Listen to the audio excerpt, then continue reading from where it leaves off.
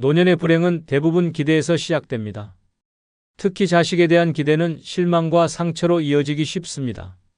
부모가 자식에게 감정적으로 의존하고 경제적으로 도움을 주다 보면 결국 그 관계는 무너지고 맙니다. 이제는 전략이 필요합니다. 더 이상 감정에 휘둘리지 않고 자식과 건강한 거리를 유지하는 기술, 그리고 무엇보다도 자립적인 노년을 설계하는 구체적인 방법, 전문가의 시선으로 분석한 자식 걱정 없이 늙는 6가지 핵심, 지금부터 순서대로 알려드리겠습니다. 자식 걱정 없이 늙는 첫 번째 핵심은 자식 인생과 내 인생을 분리하는 결심입니다. 부모가 가장 많이 착각하는 것이 있습니다. 내가 이렇게 희생했으니 자식이 당연히 나를 챙기겠지. 아닙니다. 자식은 효자가 아니라 자기 인생을 살아가는 독립된 성인일 뿐입니다. 그 인생에 개입하거나 기대하는 순간 부모의 노후는 무너집니다. 자식에게 바라는 순간 마음이 약해집니다. 바람은 실망을 낳고 실망은 상처가 됩니다. 상처는 원망이 되고 원망은 결국 부모-자식 관계를 병들게 만듭니다. 그러니 가장 먼저 해야 할 일은 내 인생 따로, 자식 인생 따로라는 철저한 분리선언입니다. 자식이 잘 되든 못 되든 결혼을 하든 안 하든 내 노년과는 무관하다는 냉정한 선긋기가 필요합니다. 그게 잔인해 보여도 오히려 자식과 부모 모두를 살리는 길입니다. 기대하지 않으면 실망하지 않고 비교하지 않으면 불행하지 않습니다. 하지만 말처럼 쉽지 않습니다. 부모 마음이 어디 그렇습니까? 늘 자식 걱정으로 하루가 시작되고 잠들기 전까지도 애는 밥은 먹었을까, 직장은 괜찮을까 생각하게 됩니다. 그렇기 때문에 결심이 아니라 훈련이 필요합니다. 이쯤에서 많은 분들이 고개를 끄덕이게 될 실제 사례 하나를 소개합니다. 경상북도 구미에 사는 75세 김명희 씨는 남편과 사별한 뒤 외아들만을 의지하며 살아왔습니다.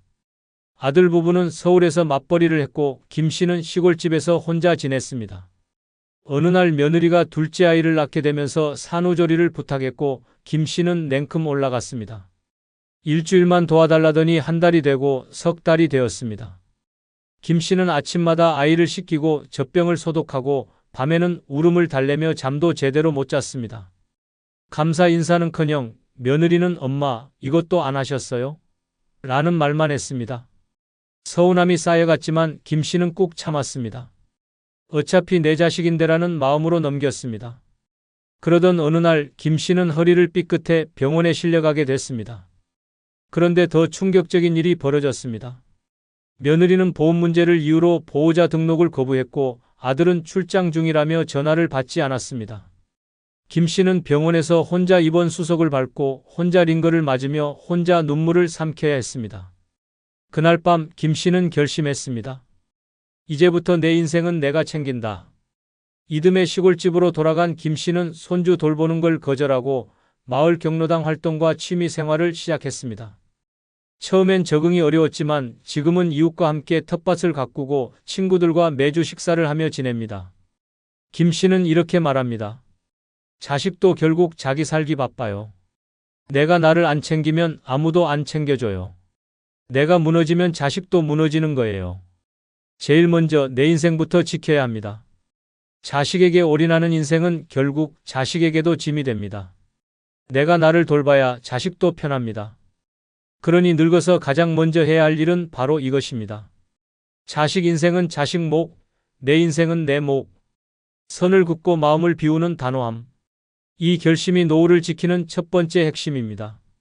자식 걱정 없이 늙는 두 번째 핵심은 돈이 있어도 안 주는 습관을 들이는 것입니다. 지금 가진 돈이 적든 많든 상관없습니다. 중요한 건 자식에게 안 줄 수 있는가입니다. 돈이 없어서 못 주는 건 차라리 다행입니다. 문제는 돈이 있음에도 불구하고 결국 못 참고 주는 부모 마음입니다. 그 순간부터 노후는 자식의 눈치를 보게 되고 부모는 현금 지급기로 전락합니다. 많은 부모들이 이렇게 말합니다. 내가 줄 수 있을 때 도와줘야지. 하지만 정말 줄 수 있을 때 주는 건 단순한 도움이 아니라 책임을 대신 지워주는 일입니다. 자식 인생의 부모가 간섭하는 가장 확실한 방법은 돈입니다. 그 순간부터 자식은 결정권을 부모에게 넘기고 부모는 인생 전체를 책임져야 합니다. 노년에 가장 위험한 말이 있습니다. 이번만 도와주자.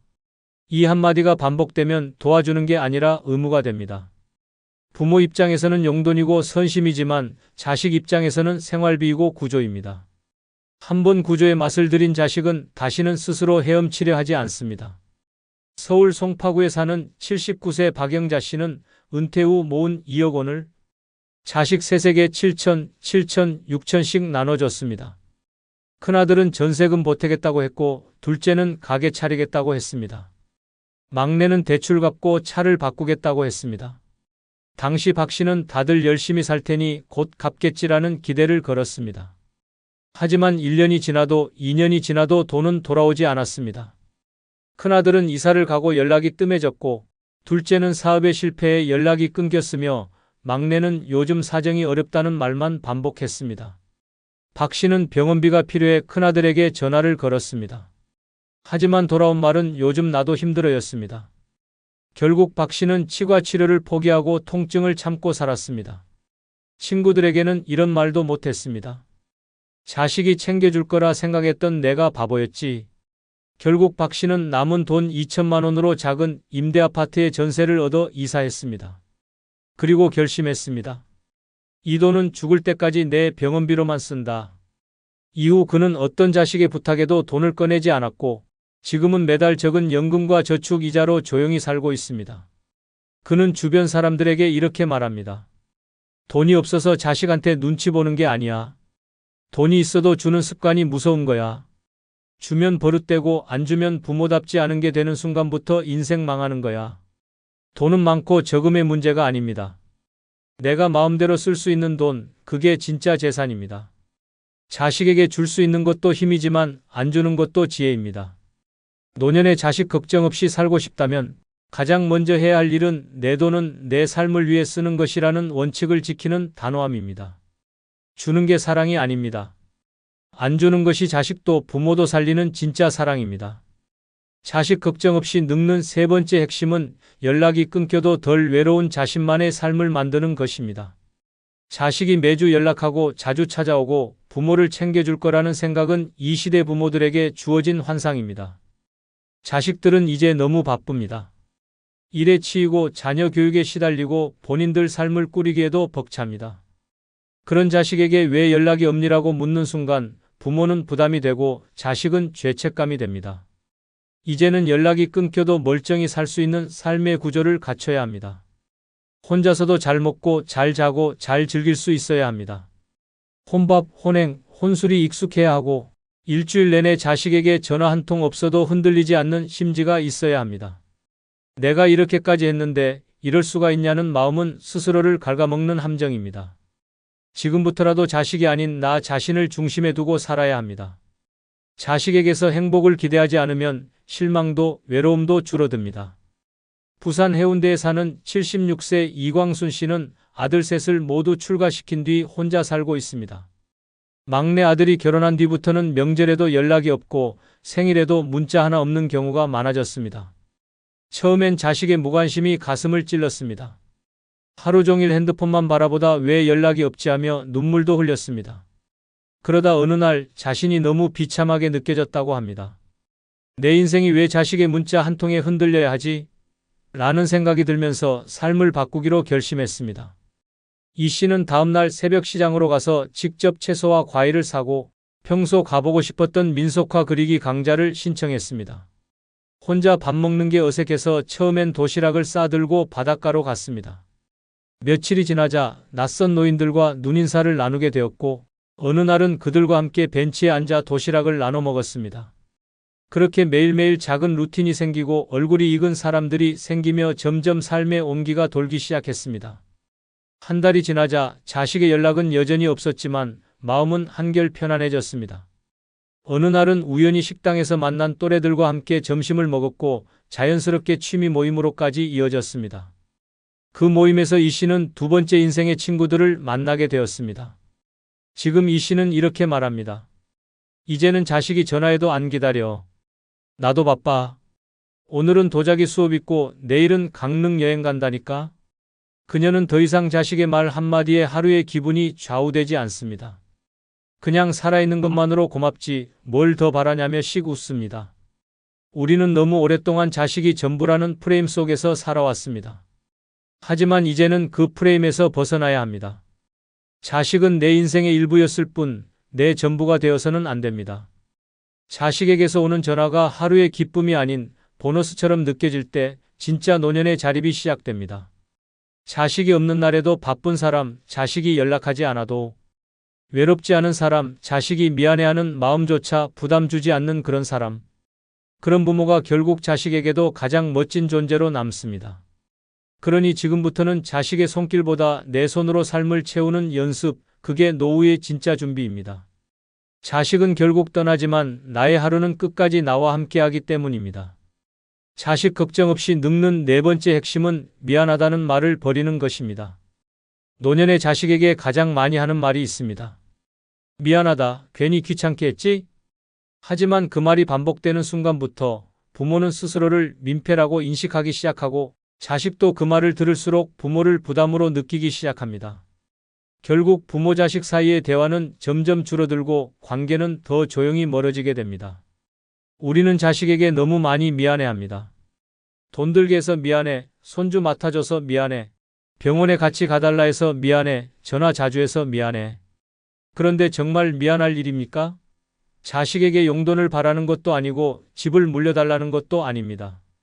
단지 인간적인 정을 나누고 필요한 순간에 함께 있어주기를 바라는 것뿐입니다. 이조차 미안해해야 한다면 그건 이미 건강한 가족관계가 아닙니다. 미안하다는 말은 결국 관계를 왜곡시킵니다. 자식은 부모가 그런 말을 할 때마다 무의식적으로 거리를 둡니다. 부모는 더 조심하게 되고 자식은 더 피하게 됩니다. 그러다 보니 말이 줄고 감정도 메말라갑니다. 노년의 고독은 외부에서 오는 것이 아닙니다. 바로 이 반복된 미안함이 스스로를 고립시키는 가장 큰 원인입니다. 경기도 군포시에 사는 74세 최선혜 씨는 몇 년 전 고관절 수술을 받았습니다. 병원에서 수술 후 보호자가 필요하다는 말을 듣고 아들에게 전화를 걸어 혹시 이틀만 병원에 같이 있어줄 수 있겠니? 라고 조심스럽게 말했습니다. 아들은 말은 안 했지만 순간 잠깐의 침묵이 흘렀고 최 씨는 덜컥 겁이 났습니다. 그리고 이렇게 말했습니다. 아니다. 됐다. 엄마가 알아서 할게. 그냥 미안하다. 그렇게 최 씨는 입원부터 수술 후 회복까지를 간병인도 없이 혼자 해냈습니다. 병실에서 밤마다 링거를 맞고 혼자 화장실을 다녀오며 머리맡에는 전화기만 덩그러니 놓여 있었습니다. 그 후 최 씨는 자식과의 연락을 줄였습니다. 섭섭한 감정보다는 또 미안하다는 말 안 하려면 그냥 연락하지 말자는 결심 때문이었습니다. 그런데 그 생활이 익숙해지자 오히려 마음이 편안해졌습니다. 최 씨는 이불 속에서 혼잣말을 했다고 합니다. 왜 나는 늘 미안하다고 해야 했을까? 내가 뭘 그렇게 잘못했지? 그리고 그날 이후로 그녀는 미안하다는 말을 입에서 지웠습니다. 자식과의 관계도 달라졌습니다. 필요하면 당당하게 말하고 안 되면 깔끔하게 혼자 처리했습니다. 자식에게 부탁할 일이 있으면 명확하게 말하고 거절당하면 그 이상 감정 소비를 하지 않았습니다. 그 결과 오히려 자식과의 관계가 더 좋아졌습니다. 감정 싸움도 줄었고 최 씨도 마음이 상하지 않았습니다. 자식도 그녀를 부담스러워하지 않고 오히려 종종 먼저 연락을 해오는 일이 생겼습니다. 최 씨는 요즘 사람들에게 이렇게 말합니다. 미안하다고 말 안 하니까 자식도 편해하고 나도 편해요. 자식은 내가 짐이 될까봐 걱정했나 봐요. 이제는 딱 서로 필요한 만큼만 연결돼서 좋아요. 부모가 자식에게 해야 할 말은 미안하다가 아니라 고맙다입니다. 필요하면 요구하고 받으면 감사하면 됩니다. 그리고 거절당해도 원망하지 않으면 그 관계는 오래갑니다. 너한테 미안해서 말도 못 꺼내겠다는 말은 이제 그만 접으십시오. 그 말 한마디가 자식을 위축시키고 당신도 작아지게 만듭니다. 노년의 품위는 미안함이 아니라 당당함에서 나옵니다. 자식에게 너무 많이 미안해하는 순간 부모는 스스로 존재를 지워갑니다. 그리고 기억하십시오. 부모는 자식에게 짐이 아닙니다. 그저 삶의 선배일 뿐입니다. 그러니 이제는 죄인처럼 굴지 마세요. 당신은 미안할 일이 없습니다. 당신은 부모입니다. 자식 걱정 없이 늙는 다섯 번째 핵심은 내 삶의 중심을 다시 내 쪽으로 되돌려 놓는 것입니다. 자식이 결혼하고 독립하고 아이 낳고 바빠지는 건 당연한 흐름입니다. 그런데 많은 부모들은 자식이 물리적으로 멀어진 뒤에도 여전히 정신적으로 그들 곁을 맴돕니다. 지금 애들은 뭐하고 있을까? 밥은 잘 챙겨 먹나? 애 키우느라 힘들 텐데. 이렇게 생각만 해도 하루가 다 갑니다. 문제는 그렇게 살다 보면 정작 내 삶은 텅 비어버립니다. 젊을 땐 가족 중심으로 사는 게 맞습니다. 하지만 노년에도 여전히 자식 중심으로 살면 결국 그 자식이 당신의 감정을 지배하게 됩니다. 자식이 기쁘면 웃고, 자식이 힘들면 같이 울고, 자식이 무시하면 스스로를 깎아내리며 자책하게 됩니다. 결국 내 인생의 핸들이 자식 손에 쥐어진 셈입니다. 이제는 그 핸들을 다시 가져와야 합니다. 지금까지는 누구 엄마, 누구 아빠로 살아왔다면 앞으로는 나 자신으로 살아야 할 시간입니다. 내가 좋아하는 걸 하고, 내가 원하는 곳에 가고, 내가 만나고 싶은 사람과 어울리며 살아야 합니다. 대구 수성구에 사는 78세 윤필남 씨는 자식들에게 모든 것을 바쳤습니다. 큰딸은 해외 유학까지 보냈고 작은 아들은 결혼 자금에 전세 보증금까지 내줬습니다.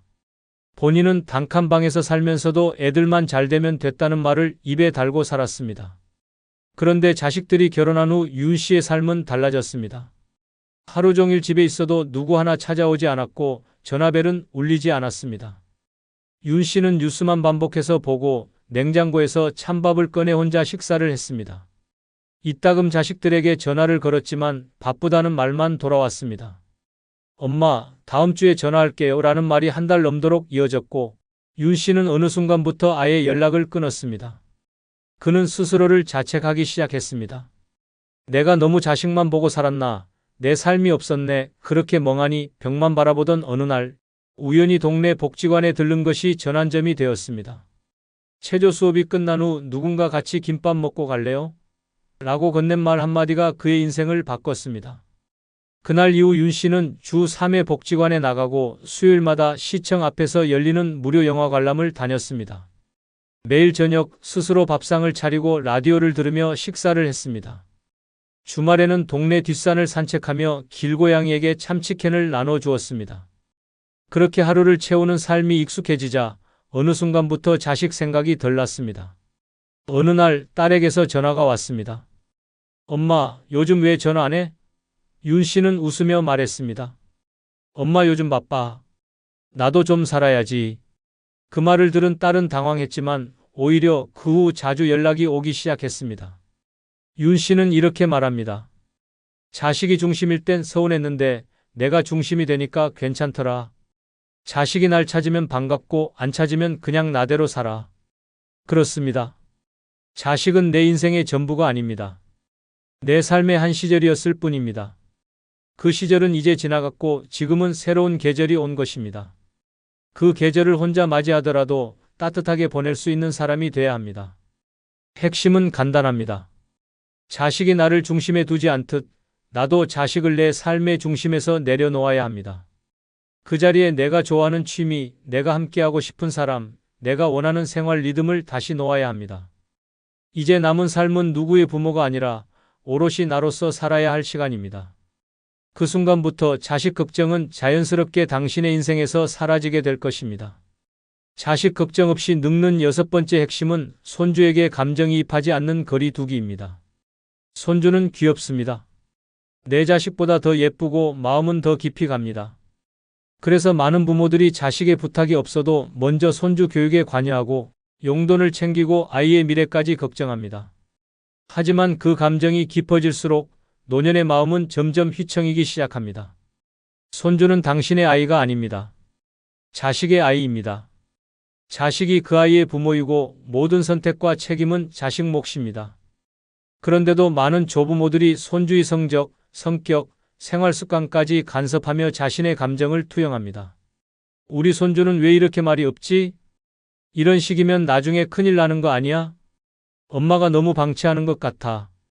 이런 생각은 조용히 쌓였다가 결국 자식과의 갈등으로 폭발하게 됩니다. 경기도 시흥에 사는 73세 안경숙 씨는 손주 둘을 일주일에 3번 돌봐주며 살아왔습니다.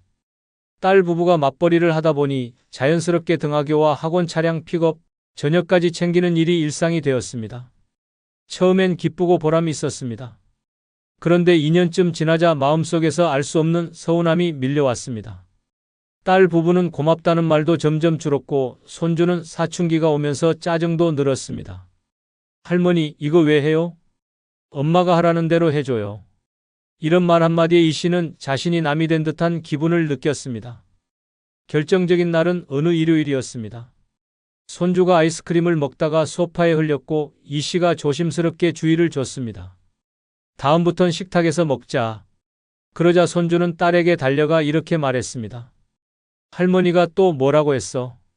집에 오기 싫어. 그날 밤 이 씨는 잠을 이루지 못했습니다. 내가 뭘 그렇게 잘못했지? 내가 뭘 그렇게 간섭했지?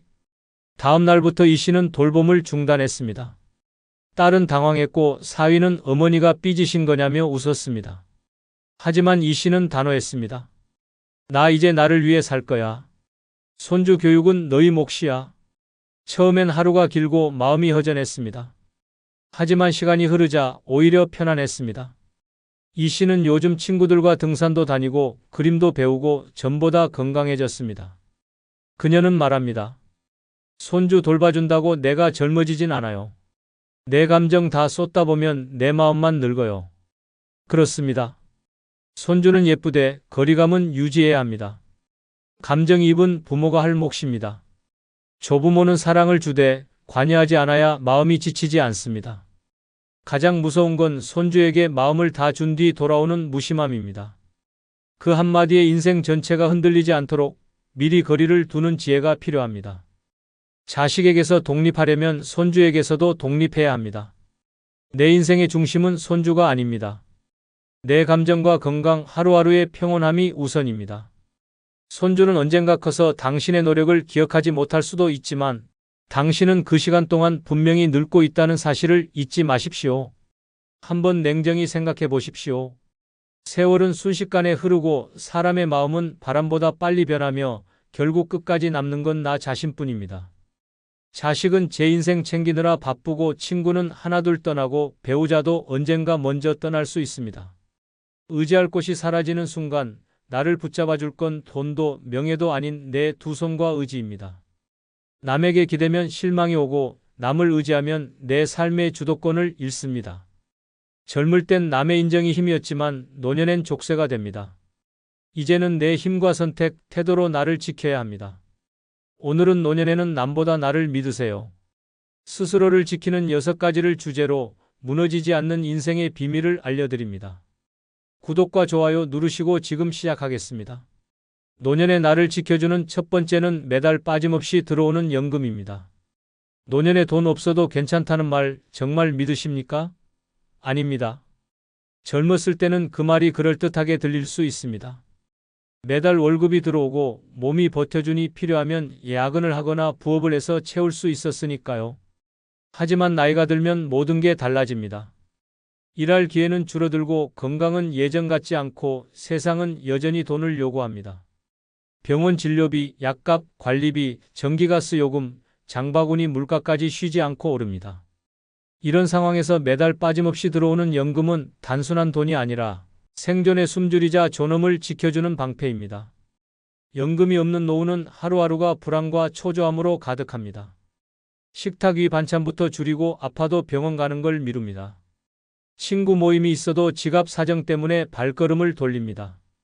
전기요금 고지서 한 장에도 가슴이 철렁 내려앉고 머릿속은 온통 이번 달은 어떻게 버티나라는 생각뿐입니다. 그렇게 위축되고 움츠러드는 삶이 반복되면 사람의 마음부터 먼저 무너집니다.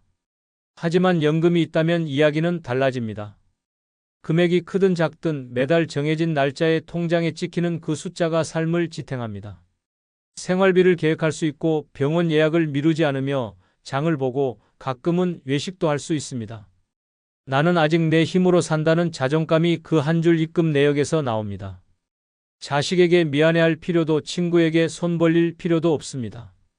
세상 눈치를 보지 않고 나의 일상을 지킬 수 있는 가장 확실한 버팀목이 연금입니다. 경기도 안산에 사는 김성호 씨는 35년간 제조 공장에서 근무했습니다. 휴가도 반납하며 기계와 씨름했고 손바닥은 늘 기름때로 까맣게 물들어 있었습니다. 그렇게 버틴 세월 덕분에 은퇴 후 매달 110만 원의 연금을 받을 수 있게 됐습니다. 첫 입금일 그는 통장 잔고를 한참 바라보다가 깊은 숨을 내쉬었습니다. 이제는 두렵지 않다는 안도감이 온몸을 감쌌습니다. 그 돈으로 매달 필요한 생활비를 충당하고 남은 금액은 여유 자금으로 모았습니다. 평일 아침에는 동네 친구와 함께 식사를 하고 한 달에 한 번은 아내와 근교 여행을 다녀옵니다. 버스를 타고 나가 점심을 먹고 시장에 들러 장을 본 뒤 돌아오는 길이 그렇게 여유롭고 행복할 수가 없습니다. 병원 진료도 미루지 않고 건강검진도 제때 받습니다. 무엇보다 달라진 건 마음입니다. 예전에는 고지서가 날아올 때마다 한숨부터 나왔지만 이제는 여유있게 납부합니다. 친구들이 연금 받으면 뭐가 그렇게 좋냐고 묻자 김 씨는 웃으며 대답했습니다. 매달 내 힘으로 버틸 수 있다는 확신, 그게 제일 크다. 그에게 매달 찍히는 110만 원은 단순한 생활비가 아니라 세상에 위축되지 않고 당당하게 살아갈 수 있는 권리였습니다. 연금이란 노년의 자유이자 선택권이며 불안 없는 하루를 보장해주는 가장 단단한 안전망입니다. 그리고 이 안전망을 가진 사람과 그렇지 않은 사람의 노후는 하늘과 땅 차이로 벌어집니다. 노년의 나를 지켜주는 두 번째는 다른 이와 비교하지 않는 자기 확신입니다. 남보다 못하면 불행하고 남보다 잘하면 행복하다는 말 정말 맞는 말일까요? 아닙니다. 노년의 이 생각만큼 자신을 무너뜨리는 독은 없습니다. 젊을 땐 경쟁이 삶의 일부였을지 모릅니다. 직장에서는 실적을, 사회에서는 명예를, 가족 사이에서는 자식 성적과 직업을 비교하며 살아왔습니다. 하지만 나이가 들면 이 비교는 더 이상 동기부여가 아니라 마음을 갉아먹는 칼이 됩니다. 남의 집 자식이 더 잘 산다고, 친구가 더 큰 집에 산다고, 형제가 더 좋은 차를 탄다고 해서 내 삶이 작아지는 건 아닙니다. 그런데도 우리는 습관처럼 비교하고 그 비교 속에서 스스로를 깎아내립니다. 노년의 나를 지켜주는 건 다른 이와 비교하지 않는 자기 확신입니다. 비교는 끝없는 굴레입니다. 남보다 나으면 우월감에 취하고 조금이라도 뒤처지면 열등감에 빠집니다. 우월감은 금세 사라지고 열등감은 오래 남습니다. 그 과정에서 마음은 병들고 관계도 무너집니다. 노년에 필요한 건 승부가 아니라 평온입니다. 자기 확신이 있는 사람은 남의 성취나 형편을 보며 불안해하지 않습니다. 오히려 나는 나대로 충분하다는 믿음으로 하루를 보냅니다. 이 확신이 있어야 시선에 휘둘리지 않고 남의 말 한마디에도 흔들리지 않으며 내 삶의 속도를 지킬 수 있습니다. 비교는 특히 가까운 사람 사이에서 더 독하게 작용합니다. 친구 모임에서 자식 이야기, 연금 이야기, 집값 이야기가 나오면 마음이 요동칩니다. 속으론 나는 왜 저렇게 못했을까라는 생각이 올라오고 집에 돌아오면 하루 종일 기분이 가라앉습니다. 하지만 자기 확신이 있는 사람은 다릅니다. 남이 무엇을 갖고 있든 어떤 삶을 살든 나와 상관없는 일로 여깁니다. 그 힘이 있어야 노년의 마음이 무너지지 않습니다. 전라남도 순천에 사는 이정자 씨는 젊을 때부터 부지런히 살아왔습니다. 남편과 함께 가게를 운영하며 자식 둘을 키웠고 큰 빚 없이 집도 장만했습니다. 하지만 주변 친구들과의 모임이 늘 문제였습니다. 친구들은 대기업 다니는 자식 자랑, 해외여행 사진, 최신형 차 이야기를 늘어놓았습니다.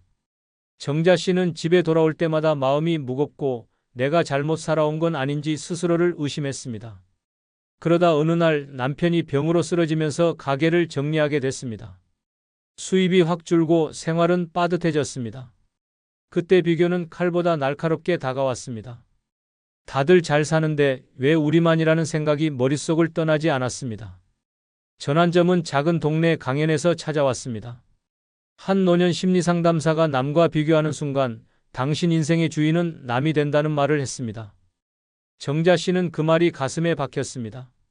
그날 이후 모임에서 친구들의 자랑이 나와도 웃으며 넘어갔습니다. 대신 집에 돌아와 남편과 함께 텃밭에서 상추를 따고 된장찌개를 끓이며 이게 우리 삶이라고 스스로에게 말했습니다. 여행을 못 가도 명품 옷이 없어도 자신이 좋아하는 꽃을 키우고 아침마다 건강하게 눈을 뜨는 것에 감사했습니다. 몇 달이 지나자 신기하게도 마음의 무게가 사라졌습니다. 친구들의 부러움이 아니라 자신의 만족에서 행복을 찾게 된 것입니다. 정자 씨는 요즘 이렇게 말합니다. 비교는 마음을 가난하게 만든다. 남이 잘나 보여도 나는 나대로 충분하다. 그 확신이 있으니 경제적으로 여유롭지 않아도 남들보다 더 가진 게 없어도 전혀 위축되지 않습니다. 자기 확신이 있는 사람은 가진 것보다 잃지 말아야 할 것을 압니다. 그리고 그것이야말로 노년의 마음을 끝까지 지켜주는 가장 강력한 힘입니다. 노년의 나를 지켜주는 세 번째는 나를 지켜주는 생활 루틴입니다. 나이 들면 그저 되는 대로 살아도 괜찮다는 말 정말 사실일까요? 아닙니다. 젊을 땐 하루하루가 바쁘게 돌아가고 직장과 가정이 삶의 뼈대를 잡아줍니다. 하지만 은퇴하고 자식이 떠나고 사회적 역할이 사라진 순간부터 일상의 틀도 무너집니다. 아침에 일어날 이유가 없어지고 시간 개념이 희미해지고 오늘이 무슨 요일인지조차 헷갈리기 시작합니다. 그렇게 무너진 하루는 결국 무너진 마음과 몸으로 이어집니다. 노년의 나를 지켜주는 건 나를 지켜주는 생활 루틴입니다. 루틴은 단순히 반복되는 일정이 아니라 무너질 수 있는 나를 붙잡아주는 기둥입니다. 매일 같은 시간에 일어나고 식사하고 움직이는 것만으로도 몸은 리듬을 되찾고 마음은 안정됩니다. 규칙이 없으면 하루는 무의미하게 흘러갑니다. 늦게 자고 늦게 일어나고 끼니를 건너뛰다 보면 체력은 약해지고 외출도 줄어듭니다. 그 결과 고립감과 무기력이 심해집니다. 반대로 루틴이 있는 사람은 외로움이 덜하고 스스로를 관리할 수 있는 힘이 유지됩니다. 특히 노년의 루틴은 화려할 필요가 없습니다. 아침에 창문을 열고 환기하기, 하루 30분 걷기, 저녁 식사 후 설거지와 정리, 잠자기 전. 책 읽기처럼 단순한 행동이 쌓여 삶의 뼈대를 만듭니다. 이렇게 하루의 흐름을 잡아놓으면 외부 환경이 변해도 무너지지 않습니다. 친구 약속이 없어도 가족의 방문이 없어도 나만의 생활이 굴러갑니다. 생활 루틴의 힘은 위기 때 더 빛납니다.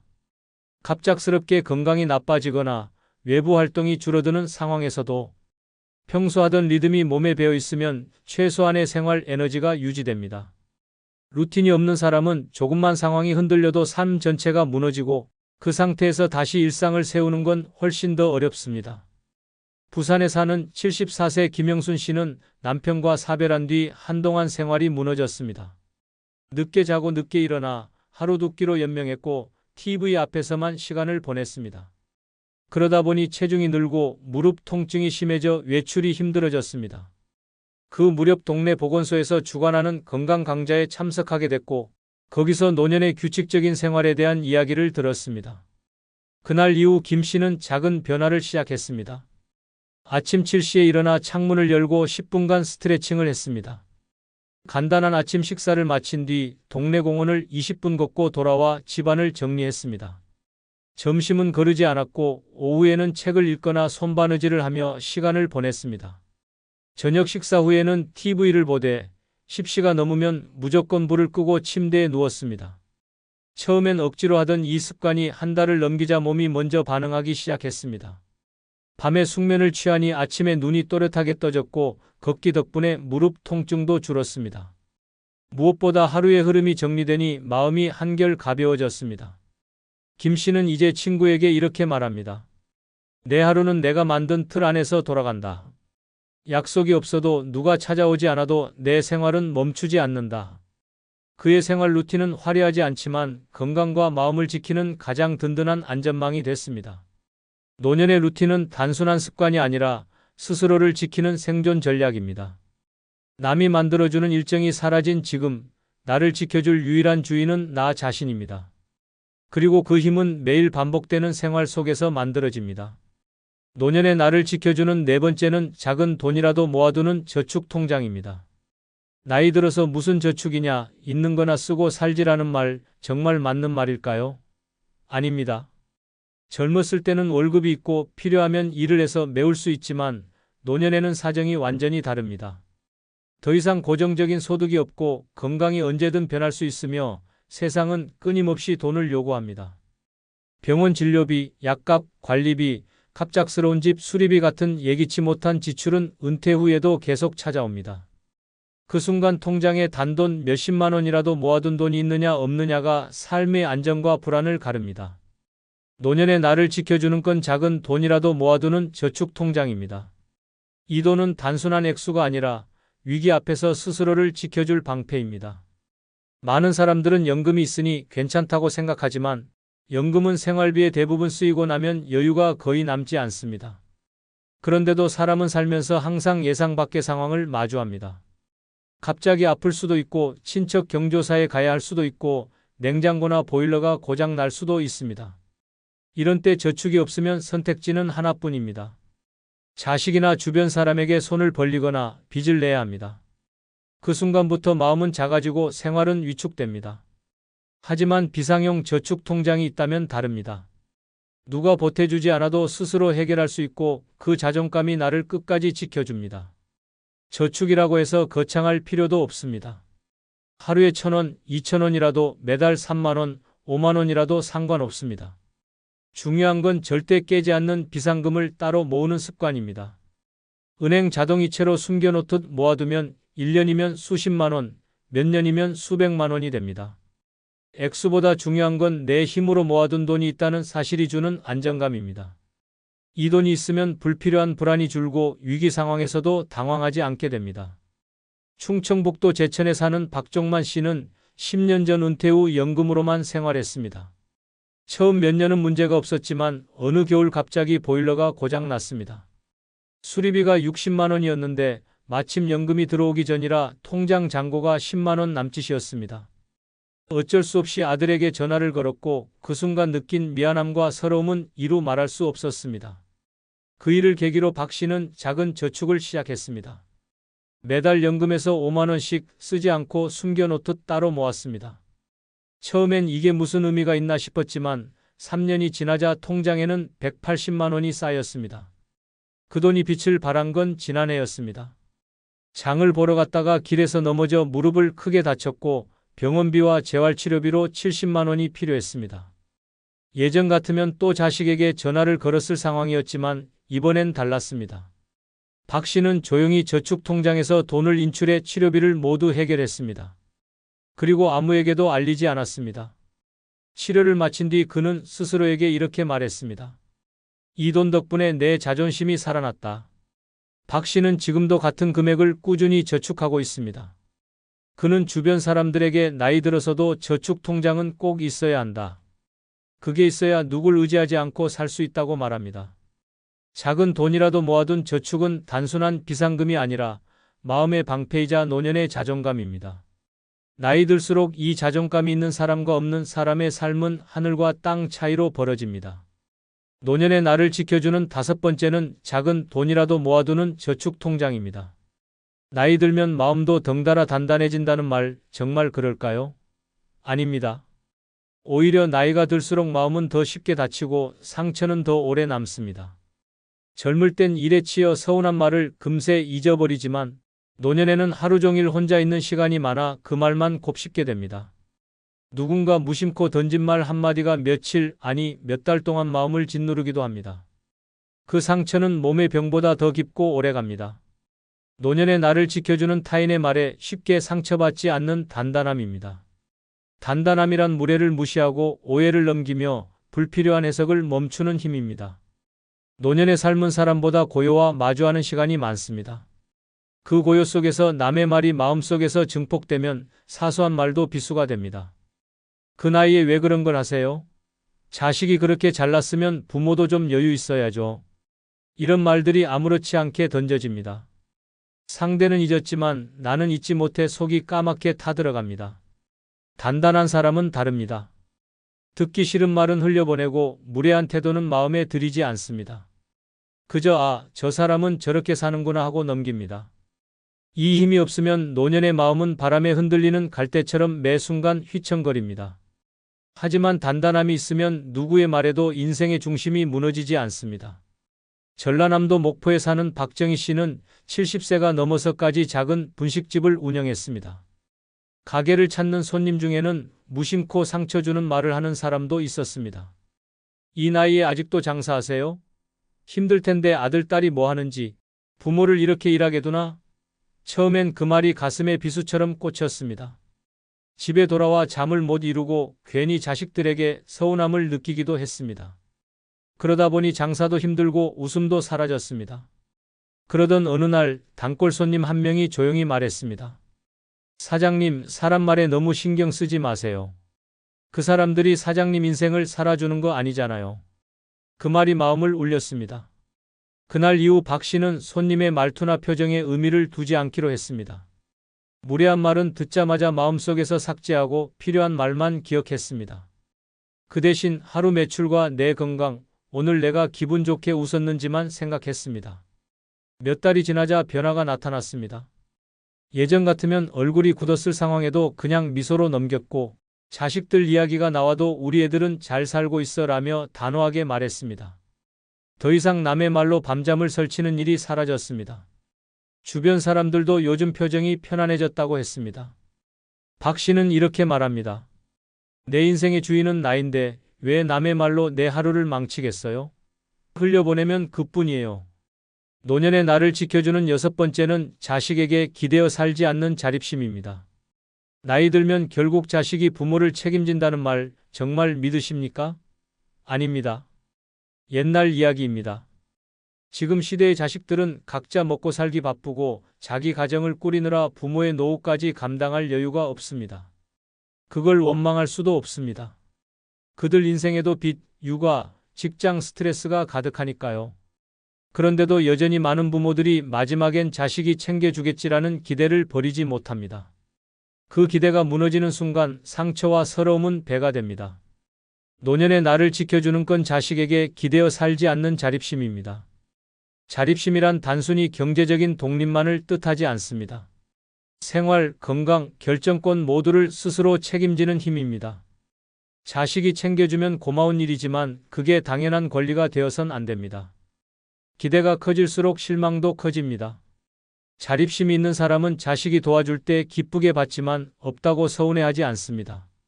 내 삶을 내 힘으로 꾸려가는 사람은 자식의 일정이나 사정에 휘둘리지 않고 마음의 평온을 지킵니다. 자식에게 기대어 사는 삶은 처음엔 편할지 몰라도 시간이 지날수록 관계를 무너뜨립니다. 부모는 섭섭함을 쌓고 자식은 부담감을 느낍니다. 그 거리는 어느 순간 돌이킬 수 없이 멀어집니다. 반면 자립심 있는 부모는 자식과의 관계가 훨씬 건강합니다. 부탁이 아닌 선택으로 만나고 필요가 아닌 기쁨으로 시간을 나눕니다. 경기도 용인에 사는 최영자 씨는 남편과 사별한 뒤 큰아들 집에 들어가 함께 살았습니다. 처음엔 외롭지 않고 식사도 같이 하니 좋았습니다. 그러나 시간이 지나면서 문제가 생겼습니다. 며느리의 생활 패턴과 맞지 않아 사소한 일에도 불편함이 쌓였고 손주 양육 문제로 의견이 부딪혔습니다. 더 큰 문제는 경제였습니다. 연금이 있었지만 대부분 생활비로 보태면서 본인 용돈조차 자유롭게 쓰지 못했습니다. 그러다 어느 날 아들이 조심스럽게 엄마, 혹시 혼자 사시는 게 더 편하지 않으시겠어요? 라고 말했습니다. 그 말은 충격이었지만 한편으로는 그동안 스스로 준비하지 않은 자신의 잘못도 깨달았습니다. 그날 이후 최 씨는 과감히 독립을 결심했습니다. 작은 원룸을 얻어나가고 연금 일부를 저축하며 생활비를 철저히 관리했습니다. 매일 아침 시장을 돌며 장을 보고 오후엔 경로당에서 취미활동을 하며 사람들을 만났습니다. 처음엔 외롭지 않을까 걱정했지만 오히려 마음이 훨씬 가벼워졌습니다. 자식 집에 살 때는 눈치 보느라 못하던 일들을 자유롭게 할 수 있었고 손주들도 가끔 놀러와 더 반갑게 맞을 수 있었습니다. 최 씨는 이렇게 말합니다. 내가 내 생활을 책임질 수 있어야 자식과도 좋은 관계로 남는다. 기대하지 않으니 실망도 없다. 자립심은 나이 들어서야 갑자기 생기는 게 아닙니다. 하루라도 젊을 때부터 준비해야 합니다. 경제적인 독립뿐 아니라 생활의 주도권과 감정의 균형을 지키는 힘, 그것이 바로 노년의 나를 끝까지 지켜주는 마지막 무기입니다. 며칠째 밥도 안 먹고 방 안에만 있다죠.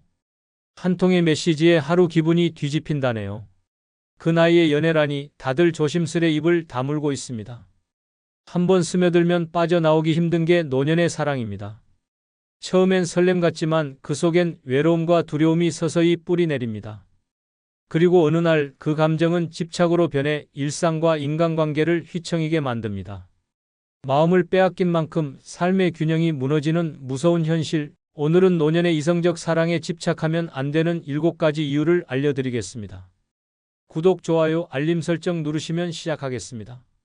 노년의 이성을 사랑하면 안 되는 첫 번째 이유는 경제적 손실은 회복이 어렵기 때문입니다. 젊을 때는 잘못된 선택으로 돈을 잃어도 다시 일할 기회와 시간이 있지만 노년에는 상황이 전혀 다릅니다. 체력과 건강, 사회적 환경 모두 예전 같지 않아 한번 무너진 재정은 다시 세우기 거의 불가능합니다. 하지만 사랑이라는 감정 앞에서는 이성적인 판단이 흐려지고 평생 모은 돈을 한순간에 잃는 경우가 많습니다. 서울에 사는 김정숙 씨는 남편과 사별한 뒤 오랫동안 홀로 지냈습니다. 그러다 지인의 소개로 한 남성을 만나게 됐습니다. 그는 다정했고 늘 그녀의 안부를 묻고 챙기며 평생을 함께 하자는 말을 자주 했습니다. 처음엔 서로를 알아가며 웃음이 많아졌고 외로움도 줄어드는 듯 했습니다. 그러나 만난 지 석 달쯤 되었을 때 그는 사업이 어려워졌다며 생활비를 잠시 빌려달라고 부탁했습니다. 처음엔 200만 원, 그 다음엔 500만 원, 이렇게 곧 갚겠다는 말을 믿고 돈을 건넸습니다. 하지만 몇 번을 반복하다 보니 금액은 어느새 수천만 원이 됐습니다. 불안해진 김 씨가 돈을 갚으라고 했지만 그는 연락을 끊었습니다.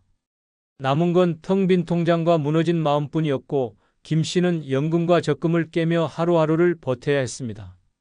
경남 창원에 사는 박영수 씨도 같은 상처를 안고 있습니다. 평생 농사로 모은 1억 원으로 조용한 노후를 꿈꾸던 그는 동네 모임에서 만난 한 여성과 빠르게 가까워졌습니다. 그녀는 여행을 좋아한다며 전국을 함께 다니자고 했고 박 씨는 흔쾌히 모든 경비를 부담했습니다. 몇 달이 지나자 그녀는 집 수리비, 건강검진비, 가족 선물 등 다양한 이유로 돈을 부탁했고 박 씨는 사랑하는 마음에 선뜻 내주었습니다. 그러나 1년이 채 되지 않아 통장은 바닥났고 부족한 생활비를 마련하기 위해 농기계까지 팔아야 했습니다. 결국 그녀는 연락을 끊고 사라졌고 박 씨는 빚과 깊은 상실감 속에 홀로 남았습니다. 그는 주변 사람들에게 외로운 건 참을 수 있지만 이런 배신과 돈 문제는 평생 지울 수 없다고 털어놨습니다. 이처럼 노년의 경제적 손실은 단순히 돈이 줄어드는 문제가 아닙니다. 그것은 병원비, 생활비, 마지막까지 나를 지켜줄 안전망을 잃는 것이며 한번 무너지면 다시 세울 방법이 거의 없습니다.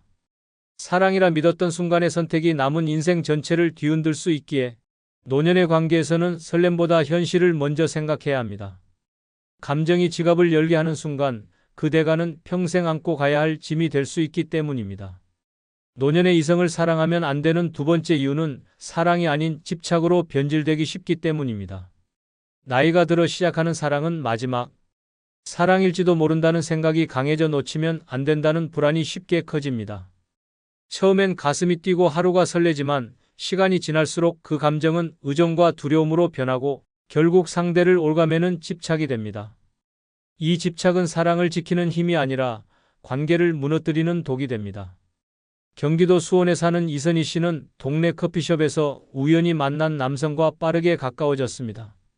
매일 통화를 하고 함께 시장을 보고 병원에도 동행하며 하루의 대부분을 공유했습니다. 하지만 몇 달이 지나자 작은 불안이 싹트기 시작했습니다. 그는 다른 손님과 길게 대화하는 모습만 봐도 가슴이 조여왔습니다. 그 불안은 곧 행동으로 이어졌습니다. 몰래 그의 휴대폰을 확인했고 약속이 없는 날이면 하루에도 수십 번 전화를 걸었습니다. 전화를 받지 않으면 어디야? 누구랑 있어? 라며 추궁했습니다. 처음엔 그녀의 관심을 애정으로 받아주던 그는 점점 숨이 막힌다며 연락을 줄였고 끝내 관계를 정리했습니다. 이 씨는 그제야 깨달았습니다. 자신이 했던 건 사랑이 아니라 그를 붙잡아 두려는 집착이었다는 것을. 전북 전주에 사는 김창호 씨도 비슷한 경험을 했습니다. 아내와 사별한 뒤 홀로 지내던 그는 한 문화센터 모임에서 만난 여인에게 마음을 열었습니다. 매일 안부를 묻고 함께 시간을 보내며 오랜만에 삶의 활기가 돌았습니다. 그러나 그녀가 가족 모임 때문에 며칠 연락을 하지 않자 불안이 폭발했습니다. 그는 새벽에도 전화를 걸고 답이 없으면 혹시 다른 사람을 만나는 것 아니냐고 따졌습니다. 처음엔 웃으며 넘기던 그녀도 점점 피곤하다는 표정을 지었고 전화나 만남을 피하기 시작했습니다. 김 씨는 불안함을 참지 못해 그녀의 지인을 통해 행적을 확인하려 했고 그 일로 큰 싸움이 벌어졌습니다. 결국 그녀는 관계를 끝내자고 했고 김 씨는 이후 깊은 우울감에 빠져 치료를 받았습니다. 그는 내가 한 건 사랑이 아니라 내 외로움을 달래줄 사람을 놓치지 않으려는 필사적인 매달림이었다고 고백했습니다. 이처럼 노년의 사랑은 외로움을 메우려는 기대와 의존이 강해 작은 변화에도 불안이 증폭되고 집착으로 변하기 쉽습니다. 하루의 중심이 상대에게만 쏠리면 상대의 말과 행동 하나하나에 의미를 부여하며 통제하려는 마음이 커집니다. 그러나 이런 집착은 결국 상대의 마음을 다치게 만들고 관계를 빠르게 무너뜨립니다. 사랑은 서로를 자유롭게 해야 하지만 집착은 서로를 가두는 족쇄가 됩니다. 노년의 사랑이 진짜 행복이 되려면 각자의 삶을 존중하고 독립성을 유지해야 합니다. 그렇지 않으면 사랑은 금세 무너지고 외로움보다 더 깊고 오래가는 상처만 남게 됩니다. 노년의 이성을 사랑하면 안 되는 세 번째 이유는 새로운 갈등이 외로움보다 더 고통스럽기 때문입니다. 외로움이 가끔 마음을 저리게 하지만 잘못된 관계 속에서 겪는 갈등은 훨씬 더 깊고 날카로운 상처를 남깁니다. 나이가 들면 이미 굳어진 생활 습관과 가치관이 쉽게 바뀌지 않기 때문에 서로 다른 두 사람이 함께할 경우 충돌은 피하기 어렵습니다. 부산에 사는 한 여성은 남편과 사별한 지 7년 만에 지인의 소개로 한 남성을 만났습니다. 첫 만남부터 대화가 잘 통했고 같은 지역에서 자라 비슷한 추억이 많았습니다. 처음 몇 주간은 매일 식사 약속을 잡고 함께 시장을 다니며 웃음이 끊이지 않았습니다. 하지만 한 달이 지나자 작은 불편함이 갈등으로 커졌습니다. 그는 새벽 5시에 일어나 TV를 켜고 뉴스를 크게 틀어놓았고 그녀는 아침 9시쯤 일어나 조용히 하루를 시작하는 걸 좋아했습니다. 식사 취향도 달랐습니다. 그는 매 끼니를 한식으로 챙겨야 했지만 그녀는 가끔 빵과 커피로 간단히 해결하고 싶어 했습니다. 처음엔 서로 맞추려 했지만 시간이 지날수록 사소한 차이가 쌓여 언성이 오갔습니다. 특히 손주 문제에서 크게 부딪혔습니다. 그는 손주들이 놀러오면 집안 규칙을 어기더라도 봐줘야 한다고 했지만 그녀는 집안 질서를 깨는 걸 참지 못했습니다. 결국 그녀는 차라리 혼자 살 때가 훨씬 편했다는 말을 남기고 관계를 끝냈습니다. 대전의 한 남성도 비슷한 과정을 겪었습니다. 은퇴 후 혼자 지내던 그는 사진 동호회에서 한 여인을 알게 됐습니다. 함께 여행을 다니며 사진을 찍고 전시회도 가면서 활력을 되찾았습니다. 그러나 두 사람의 금전 사용 습관이 문제였습니다. 그는 매달 일정 금액만 쓰며 저축하는 스타일이었지만 그녀는 여행이나 모임에선 아끼지 말자는 주의였습니다. 제주도로 여행을 가자는 제안이 들어왔을 때 경비를 두고 큰 다툼이 벌어졌습니다. 그는 저렴한 숙소와 소박한 식사를 원했지만 그녀는 호텔과 고급 식당을 고집했습니다. 결국 여행은 취소됐고 서로에 대한 불만이 쌓였습니다. 그 후에도 모임 회비나 선물 비용을 두고 매번 말다툼이 이어졌습니다. 그는 어느 날 술자리에서 친구에게 이럴 거면 외로운 게 낫다. 갈등이 이렇게 힘든 줄 몰랐다고 털어놨고 며칠 뒤 관계를 정리했습니다. 이렇듯 노년의 사랑에서 생기는 새로운 갈등은 단순한 의견 차이를 넘어 일상의 평온을 깨뜨립니다.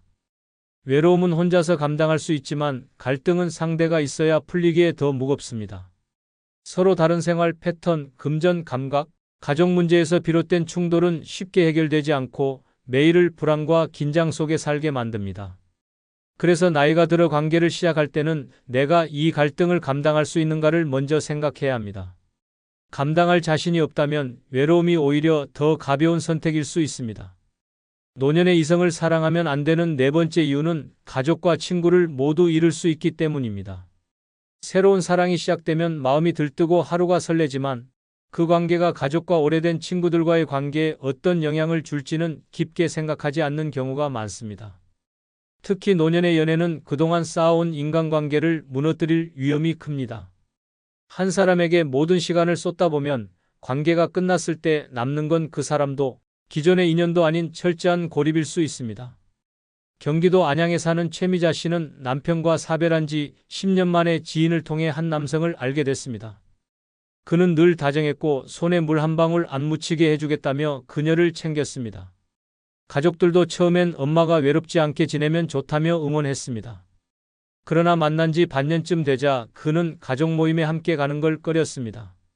손주 돌잔치에도 혼자 다녀오라는 말에 그녀는 서운해했고 점점 가족 모임을 빠지기 시작했습니다. 대신 주말마다 그는 드라이브와 외식을 제안했고 그녀는 그 시간을 놓치기 싫어 가족 약속을 미뤘습니다. 하지만 생활비 일부가 그에게 쓰인 것을 알게 된 자녀들이 강하게 반대했고 대화는 싸움으로 번졌습니다. 결국 관계는 끝났지만 가족과의 거리는 이미 멀어져 있었습니다. 예전처럼 연락을 주고받지 않았고 명절에도 어색한 공기가 감돌았습니다. 부산에 사는 김도연 씨는 30년 지기 친구들과 자주 만나던 사람이었습니다.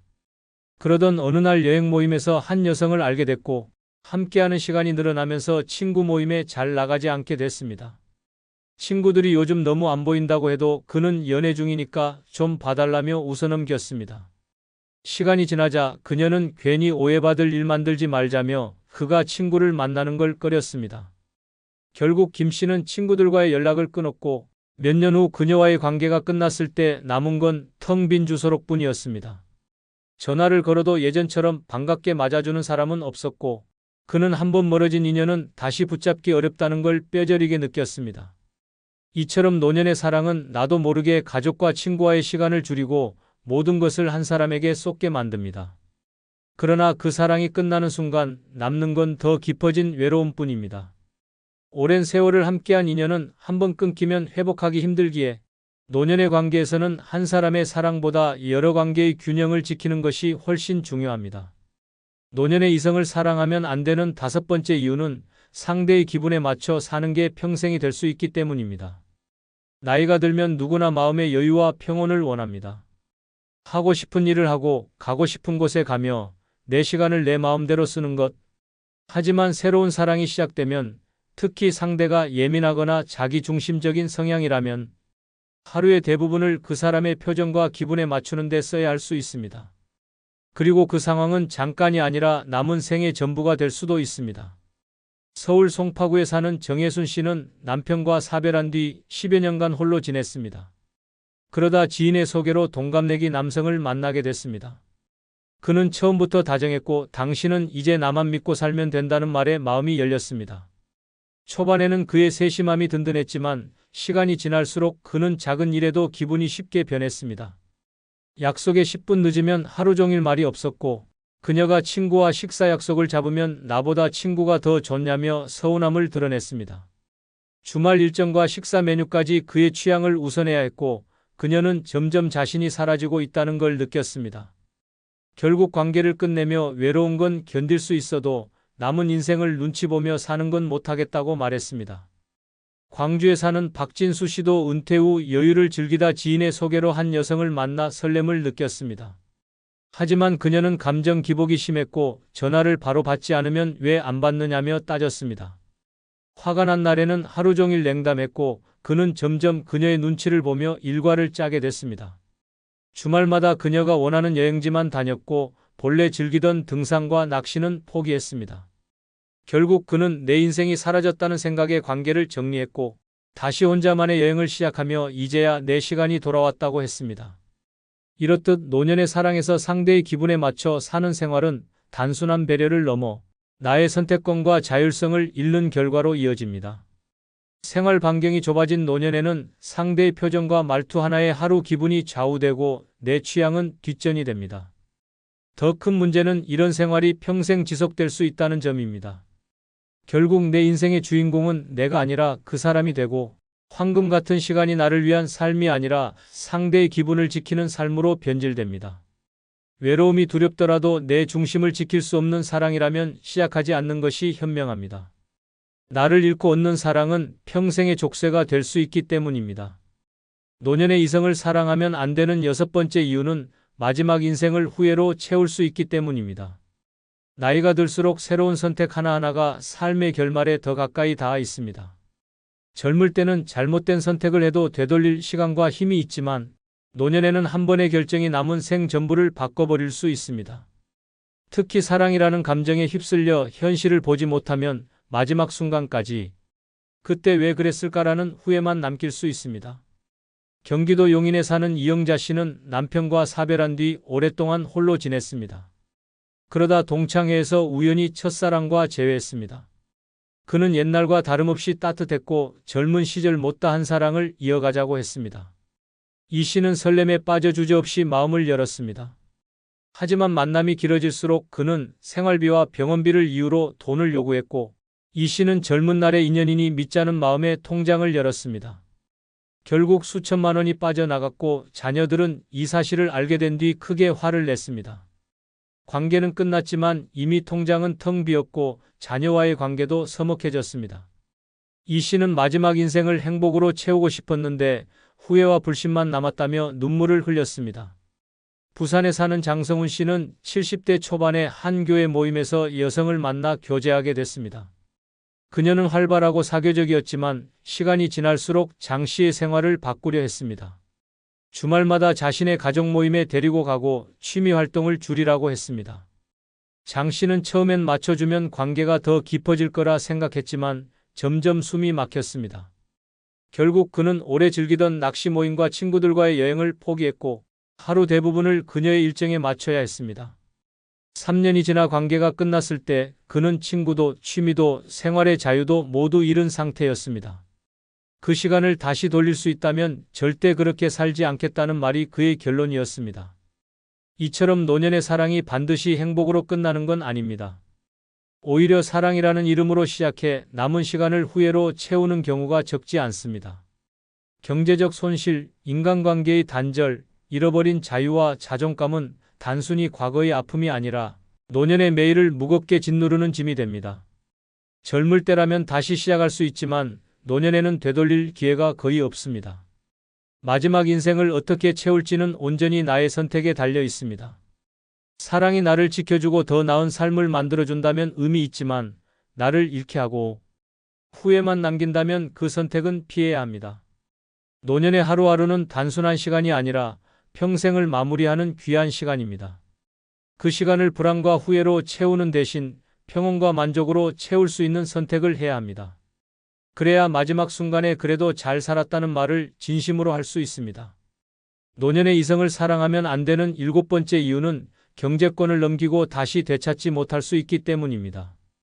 젊을 때는 실수로 돈을 잃어도 다시 벌 수 있지만 노년에는 재기의 시간이 거의 없습니다. 그럼에도 사랑하는 사람을 믿는 마음에 통장이나 재산 관리를 맡겼다가 돌이킬 수 없는 손실을 보는 경우가 많습니다. 한 번 넘긴 경제권은 돌려받기가 어렵고 그 결과 남은 생애 안전망마저 무너질 수 있습니다. 경기도 부천에 사는 김정자 씨는 남편과 사별한 뒤 지인의 소개로 한 남성을 만나게 됐습니다. 그는 자상했고 경제적으로도 여유 있는 듯 보였습니다. 교제를 시작한 지 반년쯤 되었을 때 그는 우리 이제 부부처럼 살 텐데 생활비 관리도 내가 할게라며 통장을 맡겼습니다. 김 씨는 처음엔 망설였지만 믿는 사람에게 맡기는 게 편하다는 생각에 동의했습니다. 그러나 몇 달 뒤부터 이상한 지출 내역이 늘었고 예금도 빠르게 줄어들었습니다. 항의하자 그는 당신을 위해 쓴 거다라며 화를 냈습니다. 관계가 틀어진 후 통장을 돌려받으려 했지만 이미 대부분의 돈이 사라지고 없었습니다. 김 씨는 외로운 마음에 믿었는데 그 대가가 남은 인생의 불안이 될 줄 몰랐다고 한탄했습니다.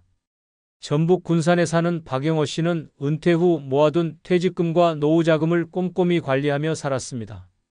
그러던 중 한 봉사 모임에서 만난 여성과 가까워졌습니다. 그녀는 재정관리 경험이 있다며 돈을 잘 굴려주겠다는 제안을 했습니다. 박 씨는 전문성이 있다니 좋다며 전 재산이 들어있는 통장과 인감도장을 건넸습니다. 처음 몇 달간은 이자가 붙은 통장 내역을 보여주며 안심시켰지만 1년이 지나자 연락이 뜸해지고 집 주소마저 바뀌어 있었습니다. 결국 그는 통장과 도장을 잃은 채 경찰에 신고했지만 이미 돈은 인출된 뒤였습니다. 수십 년 모은 돈이 한순간에 사라졌고 그는 이후 월세와 기초연금으로만 생활해야 했습니다. 이렇듯 노년의 사랑에서 경제권을 넘기는 일은 단순한 신뢰의 표현이 아니라 평생 지켜온 삶의 기반을 상대에게 맡기는 행위입니다. 경제권을 잃으면 생활비와 의료비 등 필수 지출조차 내 마음대로 쓰지 못하게 되고 그 불평과 불안은 매일을 무겁게 만듭니다. 설령 관계가 틀어져도 법적으로 되찾는 과정은 길고 복잡하며 대부분은 회복이 불가능합니다. 노년의 돈은 단순한 재산이 아니라 남은 인생을 지탱하는 마지막 버팀목입니다. 감정이 아무리 깊어져도 경제권만큼은 스스로 지켜야 합니다. 사랑은 마음으로 나누는 것이지 통장 비밀번호나 인감도장까지 내어주는 것이 아닙니다. 한번 무너진 경제권은 다시 되돌리기 어렵다는 사실을 잊지 말아야 합니다. 그래야만 마지막까지 내 삶의 주인이 될 수 있습니다. 노년의 이성을 사랑하는 일은 달콤한 설렘으로 시작하지만 끝은 전혀 다를 수 있습니다. 사랑이라는 이름 아래 무너지는 건 마음만이 아닙니다. 통장이 비고 친구와 가족이 멀어지고 내 시간과 자유까지 빼앗길 수 있습니다. 남은 생을 함께 걸어가려던 그 길이 어느 날 갑자기 후회와 고립, 빈손의 현실로 바뀔 수 있습니다. 설렘은 잠깐이지만 대가는 평생입니다. 감정에 휩쓸린 한 번의 선택이 인생의 마지막 페이지를 비극으로 채울 수 있다는 걸 잊지 마십시오. 끝으로 영상이 마음에 드셨으면 990원 멤버십 가입해 주시면 큰 복 받으실 겁니다. 감사합니다. 어머니, 이번 달 생활비는 괜찮으세요? 아버지, 병원은 다니고 계신 거죠? 할머니, 이번엔 그냥 오세요. 괜찮아요. 이런 말을 들을 때마다 속이 철렁 내려앉습니다. 노년에 돈이 없다는 건 단순히 지갑이 가벼운 문제가 아닙니다. 마음속 당당함이 무너지고 세상 앞에서 작아지는 순간이 쌓여가는 일입니다. 먹고 싶은 것도 가고 싶은 곳도 하고 싶은 말조차도 돈이라는 단어 앞에서 멈춰 서게 됩니다. 오늘은 그 숨막히는 현실의 민낯을 적나라하게 보여드리고 영상 후반에는 노년에 돈을 모으는 현실적인 방법까지 알려드리겠습니다. 구독, 좋아요, 알림 설정 누르시면 시작하겠습니다. 노년에 돈 없을 때 비참해지는 첫 번째 순간은 집안에 곰팡이가 생겨도 돈이 없어 해결하지 못하는 순간입니다. 비 오는 날이면 벽지가 부풀어 오르고 그 틈 사이로 까맣게 번져가는 곰팡이가 눈에 들어옵니다. 처음엔 걸레로 닦고 락스를 희석해 문질러도 봅니다. 하지만 곰팡이는 쉽게 사라지지 않습니다. 오히려 시간이 지날수록 벽지뿐 아니라 장판 및 천장 모서리까지 번져갑니다. 냄새는 눅눅하고 방 안 공기는 답답합니다. 그럼에도 섣불리 수리업체를 부를 수 없습니다. 견적만 수십만 원, 심하면 100만 원이 넘는 돈이 필요하다는 걸 알기 때문입니다. 인천 부평에 사는 박선희 씨는 남편과 사별한 뒤 20년 된 빌라에서 혼자 살고 있습니다. 몇 해 전 장마철에 창문 옆 벽에서 곰팡이가 피기 시작했습니다. 처음엔 청소기로 빨아내고 세제를 뿌려봤지만 다시 피어나는 속도가 더 빨랐습니다. 결국 벽지가 들뜨고 부스러지기 시작했지만 수리비가 80만 원이 넘는다는 말에 그냥 덮어두기로 했습니다. 손님이라도 오면 가구를 옮겨 곰팡이를 가렸습니다. 하지만 여름이 되면 곰팡이 냄새가 옷장 안까지 스며들어 외출할 때마다 옷에 곰팡내가 밴 건 아닌지 불안했습니다. 경남 창원에 사는 최상호 씨도 같은 고민을 안고 살았습니다. 오래된 단독주택에서 겨울을 보내고 난 뒤 봄이 오자 안방 벽 전체가 거뭇하게 변했습니다. 습기와 곰팡이가 뒤섞인 냄새 때문에 잠을 설치는 날이 많았지만 은퇴 후 생활비만으로 버티는 입장에서 도배와 단열 공사를 할 엄두가 나지 않았습니다. 한 번은 딸이 손주를 데리고 놀러 오겠다고 했지만 곰팡이 냄새가 심해 집이 좀 어수선하다며 거절했습니다. 손주가 오길 바랐지만 곰팡이 핀 벽 앞에서 웃을 자신이 없었습니다. 전북 군산에 사는 김정자 씨는 곰팡이와의 전쟁을 3년째 이어가고 있습니다. 비가 많이 오던 해 베란다 문틈으로 스며든 물이 거실 장판 밑까지 번졌습니다. 장판을 들춰보니 곰팡이가 이미 시커멓게 자리 잡고 있었습니다. 장판을 교체하려면 최소 50만 원이 든다는 이야기에 그냥 위에 덮개를 깔고 살았습니다. 하지만 곰팡이 냄새는 사라지지 않았습니다. 여름이면 더 심해져 머리가 아프고 기침이 잦아졌습니다. 병원에서 알레르기성 기관지염 진단을 받았지만 의사는 곰팡이 원인을 제거하지 않으면 약만으로는 소용없다고 했습니다. 정자 씨는 약을 먹으며 하루하루 버텼습니다. 이렇게 돈이 없으면 집안의 곰팡이는 단순한 미관 문제가 아니라 건강과 존엄을 위협하는 재앙이 됩니다. 곰팡이 냄새가 스며든 집에서는 친구를 초대할 수 없고 가족마저 부르기 꺼려집니다. 결국 사람과의 관계가 줄고 집안에서의 고립감이 깊어집니다. 벽에 번진 곰팡이를 볼 때마다 이 집이 내 인생의 얼굴 같다는 생각이 들고 마음마저 눅눅해집니다. 돈이 없다는 건 집을 고치지 못하는 불편함만이 아닙니다. 곰팡이처럼 삶에 서서히 번지는 자존심의 상처를 방치하는 일입니다. 단 한 번의 수리비를 마련하지 못해 매일 숨 쉴 때마다 불편함을 느끼고 사람을 피하고 결국 웃음을 잃게 됩니다. 노후에 진짜 필요한 건 번듯한 집이 아니라 곰팡이가 피어도 바로 고칠 수 있는 작은 경제적 여유입니다. 그 여유가 없다면 벽에 번진 곰팡이와 함께 마음속 행복까지 서서히 썩어갑니다. 노년에 돈 없을 때 비참해지는 두 번째 순간은 가장 싼 식재료만 고르며 장보는 순간입니다. 가게 문을 열고 들어서는 순간부터 머릿속 계산기가 미친 듯이 돌아갑니다. 오늘 한 끼를 해결할 예산은 고작 5,000원. 싱싱한 딸기나 잘 숙성된 한우는 아예 시야에서 지웁니다. 눈이 닿는 건 늘 같은 자리, 세일표가 붙은 채소 코너와 유통기한 하루 남은 반값 고기. 남들은 바구니에 연어, 치즈, 각종 반찬을 풍성하게 담는데 내 손은 시든 시금치 한 단, 찌그러진 달걀, 10일 라면으로만 채워집니다. 계산대 앞에서 결제 금액이 쑥쑥 오르면 심장이 조여듭니다. 이 중에 뭐 하나 내려놔야 하나라는 생각이 목구멍까지 차오릅니다.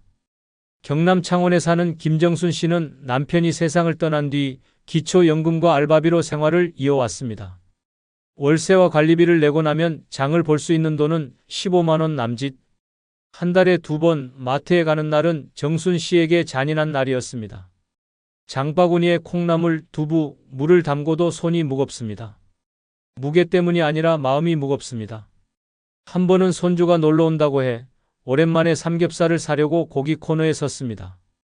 하지만 백지 가격표를 보는 순간 발걸음이 얼어붙었습니다. 대신 1,800원짜리 닭봉을 들고 스스로 위로했습니다. 양념 잘하면 맛있게 먹을 거야. 손주가 와서 고기를 찾았지만 밥상 위엔 닭볶음과 콩나물국이 전부였습니다. 할머니, 고기 없어? 라는 순수한 질문에 정순 씨는 웃으며 다음에 사줄게라고 답했지만 부엌에 들어서자 눈물이 쏟아졌습니다. 그날 밤 냉장고 문을 열어보니 절반이 빈칸이었고 그 빈칸이 마치 자신의 노후를 비추는 거울 같았습니다. 비슷한 처지는 전북 군산에 사는 박용남 씨도 마찬가지였습니다. 그는 남편의 병간호로 전 재산을 쏟아부은 뒤 남은 건 월 50만 원의 국민연금뿐이었습니다. 장을 보러 가면 그는 무조건 유통기한 임박 코너부터 돌았습니다. 한 번은 우유가 마시고 싶어 냉장고 앞에 섰다가 500ml짜리조차 제값 주기가 아까워 발길을 돌렸습니다. 대신 1,000원짜리 커피 믹스를 담으며 이걸로 버티자고 혼잣말했습니다. 이렇게 돈이 없으면 장보는 시간이 행복이 아니라 벌칙이 됩니다. 원하는 걸 고르는 기쁨이 아니라 버릴 걸 고르는 고통이 먼저입니다.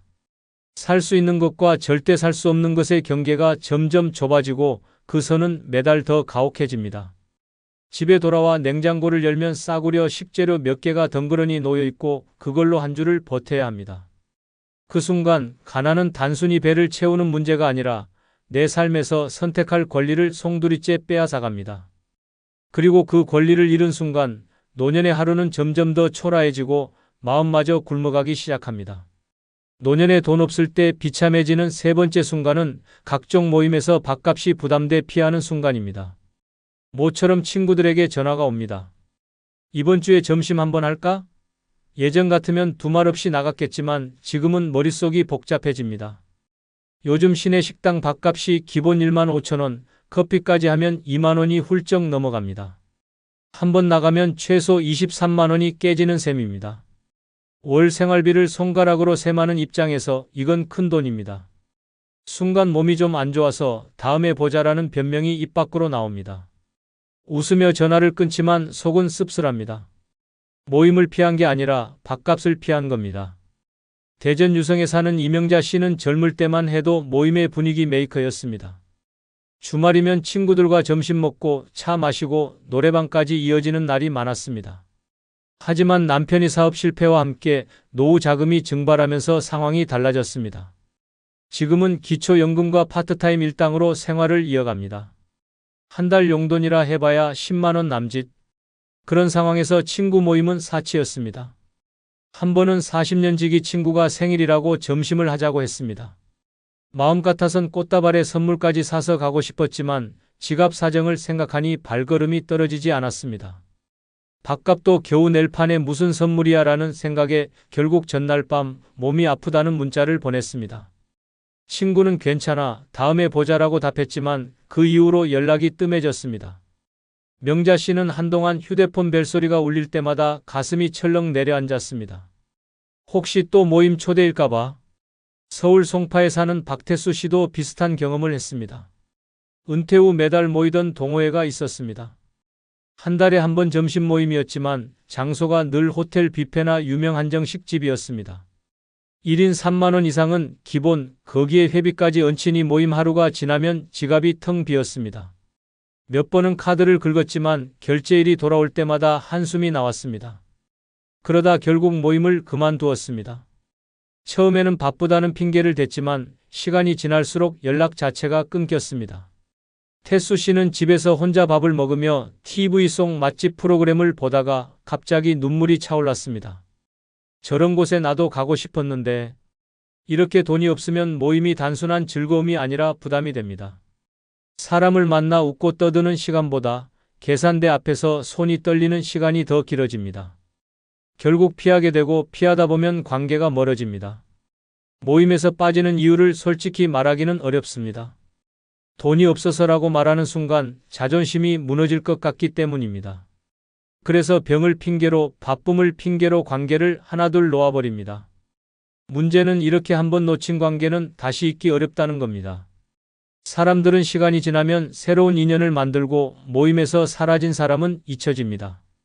결국 집안에 혼자 남아 TV나 스마트폰 속 세상만 바라보게 됩니다. 그 외로움은 배고픔보다 더 깊고 오래갑니다. 노년에 돈 없을 때 비참해지는 네 번째 순간은 친구들과 즐거운 여행을 가도 마음속엔 돈 걱정으로 근심할 때입니다. 버스 창밖으로 바다가 보이고 친구들 웃음소리가 들립니다. 겉으론 같이 웃지만 속은 복잡합니다. 숙박비, 식사비, 기념품값까지 계산기를 머릿속에서 돌리느라 풍경이 눈에 들어오지 않습니다. 마트 장바구니를 고를 때처럼 여행에서도 이건 사도 되나? 다음 끼니는 어떻게 줄이지? 라는 생각이 그림자처럼 따라 붙습니다. 다른 사람들은 여유롭게 카페에서 커피를 마시지만 나는 물만 마시며 웃는 신용을 합니다. 사진 속 표정은 즐거워 보여도 그 웃음 뒤에는 돌아가면 통장이 얼마나 남을까라는 불안이 숨어 있습니다. 부산에 사는 김영숙 씨는 평생 아끼며 살다 처음으로 친구들과 2박 3일 제주 여행을 떠났습니다. 비행기표부터 숙소까지 모두 친구들이 추천하는 대로 예약됐습니다. 출발 전부터 영숙 씨는 이번 달 연금으로는 빠듯하니 다음 달 공과금은 조금 미뤄야겠다는 계산을 하고 있었습니다. 여행 첫날 친구들이 흑돼지 식당으로 향했지만 메뉴판 가격을 보는 순간 속이 철렁 내려앉았습니다. 1인분에 2만 원이 넘는 가격. 웃으며 난 고기 많이 못 먹으라며 밥만 주문했지만 속으론 이 돈이면 집에서 10끼를 먹겠다는 생각이 들었습니다. 둘째 날엔 올레길을 걸으며 기념품 가게에 들렀습니다. 친구들이 하나둘 지갑을 꺼내 예쁜 스카프와 특산품을 샀습니다. 영숙 씨도 손에 들었다가 가격표를 보고 조용히 내려놓았습니다. 집 많아져서 안 사라는 말로 웃어넘겼지만 그 순간 친구와의 대화가 멀어지는 느낌이 들었습니다. 여행 마지막 날 공항 카페에서 친구들이 커피를 주문할 때도 영숙 씨는 배가 안 고프다며 자리를 지켰습니다. 하지만 돌아오는 비행기 안에서 문득 이런 생각이 들었습니다. 내가 이 여행에서 진짜 얻은 게 뭐지? 추억? 아니야, 불안뿐이야. 경기 파주에 사는 최병호 씨도 비슷한 경험을 했습니다. 은퇴 후 첫 친구들과의 해외여행이었습니다. 모두가 오래 기다린 여행이라 들뜬 분위기였지만 병호 씨의 머릿속은 환율이 올랐는데 이번 달 생활비로 버틸 수 있을까라는 생각으로 가득했습니다. 현지 식당에서 친구들이 해산물 플래터를 시킬 때 그는 배가 불러서라며 작은 샐러드 하나만 시켰습니다. 관광지 입장료가 예상보다 비싸자 난 여기 전에 와봤어 라고 둘러대며 호텔로 돌아왔습니다. 그날 밤 호텔 방에서 혼자 편의점에서 산 컵라면을 먹으며 밖에서 들려오는 친구들의 웃음소리를 들었습니다. 그 순간 그는 깨달았습니다. 나는 여행을 온 게 아니라 돈 걱정하러 온 거구나. 이렇게 돈이 없으면 여행이 즐거움이 아니라 불안의 연속이 됩니다. 바다와 산, 새로운 음식과 문화보다 먼저 눈에 들어오는 건 가격표입니다. 여행 중에도 마음 한편이 무겁고 귀국 후엔 카드 명세서를 보는 순간 또다시 한숨이 나옵니다. 여행의 추억보다 돈이 빠져나간 장면만 선명하게 남습니다. 결국 이런 여행은 마음의 휴식이 아니라 또 다른 스트레스가 됩니다. 노년에 돈 없을 때 비참해지는 다섯 번째 순간은 연금 날만 손꼽아 기다리는 순간입니다. 달력 위 빨간 동그라미 하나에 온 인생이 매달 매달려 있습니다. 다른 날들은 무의미하게 흘러가지만 연금이 들어오는 그 하루만이 유일하게 숨이 트이는 날입니다. 그 전까지는 병원 가는 것도 미루고 고등어 한 마리 사 먹는 것도 미루고 심지어 전기요금도 일부러 늦게 냅니다. 연금날이 다가오면 마음은 설레는 게 아니라 초조해집니다.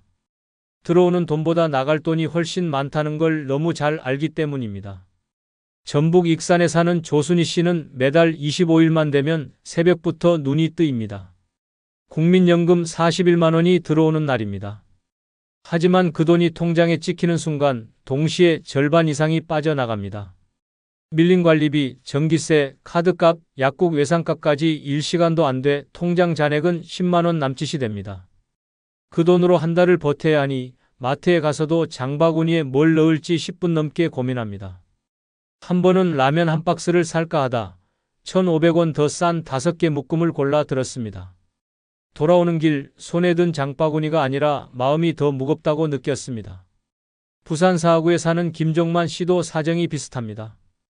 연금 지급일만 되면 아침부터 ATM 앞에 줄을 서 있습니다. 그날은 마치 전쟁처럼 느껴집니다. 먼저 은행에서 현금을 인출해 두어야 혹시 모를 자동이체로 잔액이 0원이 되는 일을 막을 수 있습니다. 종만 씨는 연금날이 오기 전엔 카드도 못 긁고 교통카드도 충전 못한다며 씁쓸하게 웃었습니다. 친구가 점심을 먹자고 해도 연금 전에는 무조건 거절합니다. 나중에를 입에 달고 사는 이유는 단 하나, 지금은 돈이 없어서입니다. 서울 관악구에 사는 최경자 씨는 연금날을 기다리며 매일 달력을 봅니다. 하루하루 줄을 긋는 게 습관이 됐습니다. 아직 12일 남았네라는 생각이 들면 냉장고 문을 열어 남은 재료로 어떻게 버틸지 계산합니다.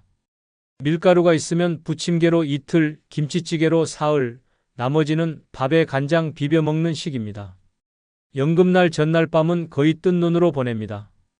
다음날 아침 통장에 돈이 찍히면 제일 먼저 마트에 가지만 장바구니를 채우는 속도보다 마음속 계산이 더 빠릅니다. 이건 일주일치, 저건 3일치 하지만 그렇게 꽉 채운 식재료도 한 달이 끝날 즈음엔 또다시 바닥이 드러납니다. 그리고 다시 빨간 동그라미를 세며 기다립니다.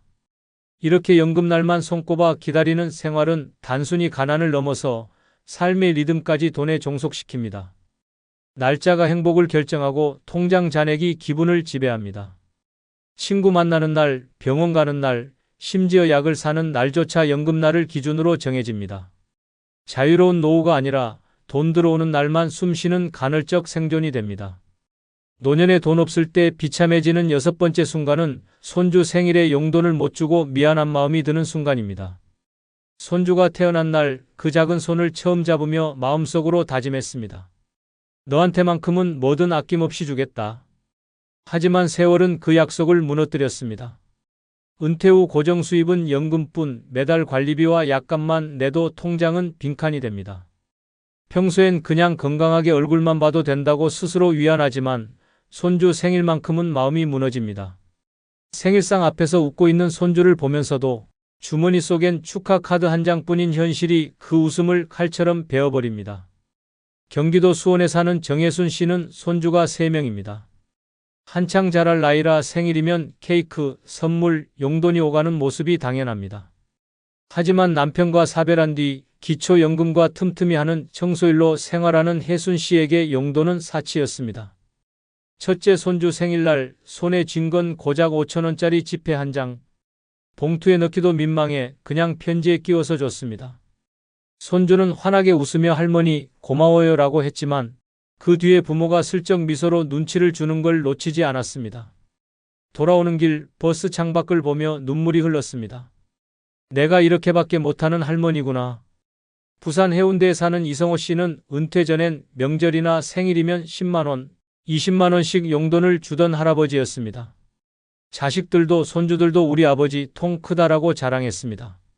하지만 은퇴 후 사업 실패로 빚까지 지면서 상황이 달라졌습니다. 둘째 손주 생일에 겨우 케이크 하나만 사갔습니다. 아이가 용돈 봉투를 기대하는 눈빛을 보자 성호 씨는 괜히 케이크 상자를 열며 이거 내가 좋아하는 거야 라며 웃었습니다.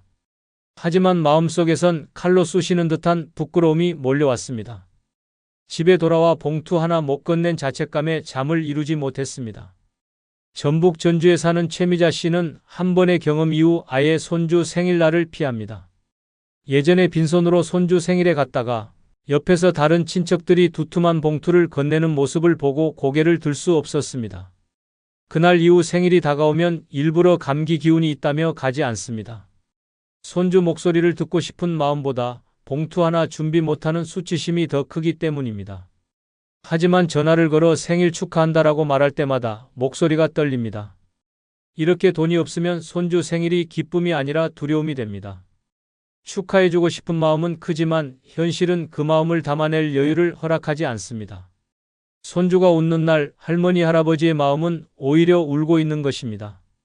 가족끼리의 따뜻한 자리에서조차 위축되고 손주의 기억 속에 주는 사람이 아닌 아무것도 못하는 사람으로 남을까봐 겁이 납니다. 노년에 돈을 모으는 현실적인 방법은 큰 돈을 벌 생각보다 새는 돈을 막고 저축 습관을 되살리는 것에서 시작됩니다.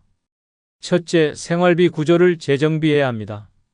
매달 나가는 고정 지출을 종이에 적고 꼭 필요한 것과 줄일 수 있는 것을 구분합니다. 사용하지 않는 구독 서비스, 불필요한 보험료, 과도한 통신비부터 줄이면 효과가 큽니다. 이렇게 절약한 금액은 반드시 따로 모아야 합니다. 작은 돈이라도 저축 통장으로 옮겨두면 쌓이는 속도가 다릅니다. 둘째, 꾸준한 저축을 습관화하는 것입니다. 금액이 적어도 상관없습니다. 하루 1,000원, 한 달 3만 원이라도 손대지 않는 통장에 자동 이체를 걸어두면 의식하지 않아도 돈이 모입니다. 저축의 핵심은 금액이 아니라 계속 유지하는 힘입니다. 셋째, 현금 흐름을 만드는 방법을 찾으십시오. 건강이 허락한다면 가벼운 아르바이트나 재능을 살린 소일거리를 하세요. 도보 택배 배달, 카드 배송 업무 등 나이에 맞는 일은 의외로 많습니다.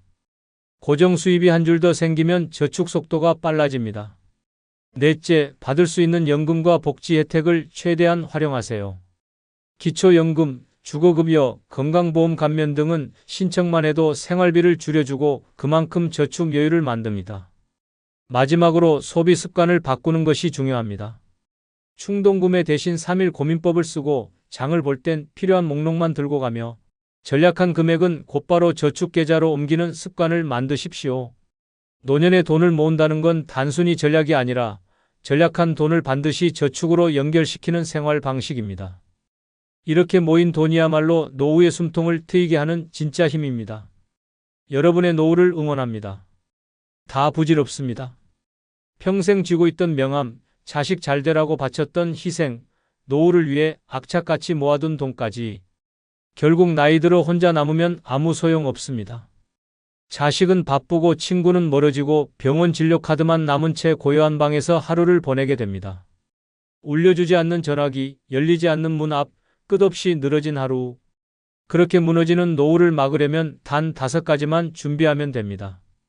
그걸 갖춘 사람만이 혼자 살아도 최고로 자유롭고 안전한 노년을 누립니다. 구독, 좋아요, 알림 설정 누르시면 시작하겠습니다. 첫 번째 준비할 것은 나를 지킬 수 있는 법적 권리입니다. 노년의 법적 권리는 단순한 서류 한 장이 아닙니다. 그것은 내 재산과 내 몸, 내 인생을 끝까지 내 손에 쥐고 지킬 수 있는 마지막 방패입니다.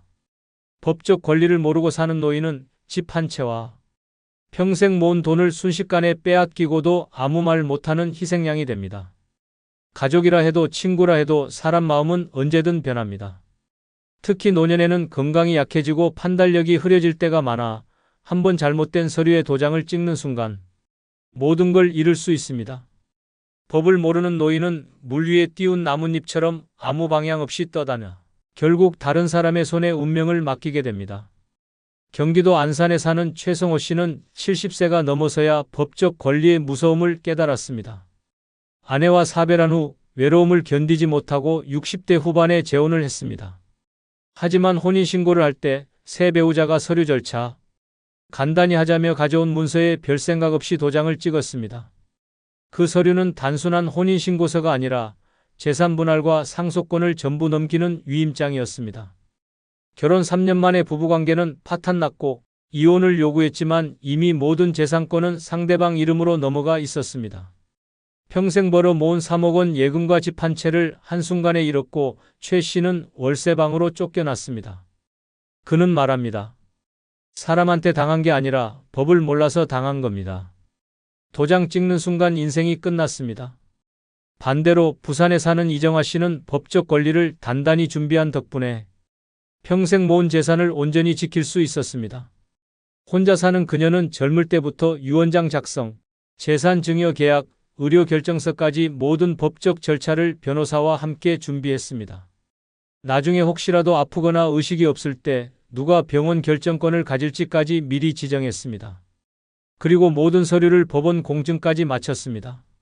몇 해 전 먼 친척이 찾아와 집을 담보로 대출을 받아달라고 했지만 그녀는 법률 자문을 통해 단호히 거절했습니다. 서류 한 장 허투루 쓰지 않았고 모든 결정을 법적 틀 안에서만 움직였습니다. 지금 그녀는 여전히 자기 집에서 살며 통장과 재산 목록을 스스로 관리합니다. 그녀는 말합니다. 내 재산은 내가 지켜야 합니다. 법적 권리를 쥐고 있으면 누구도 함부로 못합니다. 서울 강북구의 박태수 씨 사례는 더 끔찍합니다. 그는 장남이 아버지 이름으로 된 집을 제 명의로 해두면 세금이 줄어든다는 말에 속아 소유권 이전 등기를 해줬습니다. 처음엔 가족이니 믿을 수 있다고 생각했지만 1년 후 아들이 그 집을 담보로 대출을 받고 원리금 상환이 밀리자 은행에서 경매에 넘겨버렸습니다. 결국 박 씨는 자신이 살던 집에서 강제로 퇴거당했고 남은 건 보증금도 없는 단칸방과 채무 독촉장이었습니다. 그는 씁쓸하게 말합니다. 가족이라 믿었는데 가족이 가장 먼저 등을 돌렸습니다. 내 잘못은 법적 절차를 몰랐던 겁니다. 하지만 대전의 김윤자 씨는 법적 준비 덕에 정반대의 삶을 살고 있습니다. 60대 초반에 홀로 된 그녀는 변호사 상담을 통해 모든 재산을 자신 명의로 굳게 묶었습니다. 자녀들에게 증여 계획은커녕 본인이 원할 때만 소액을 생활비로 지원했습니다. 혹시라도 혼수 상태에 빠질 경우를 대비해 연명의료 결정서와 신탁계약도 체결했습니다. 몇 년 전 친척이 접근해 투자 명목으로 거액을 요구했지만 그녀는 법적으로 계약을 피하며 단칼에 거절했습니다. 김 씨는 지금도 여유롭게 살며 자신이 원할 때 원하는 곳에 돈을 씁니다.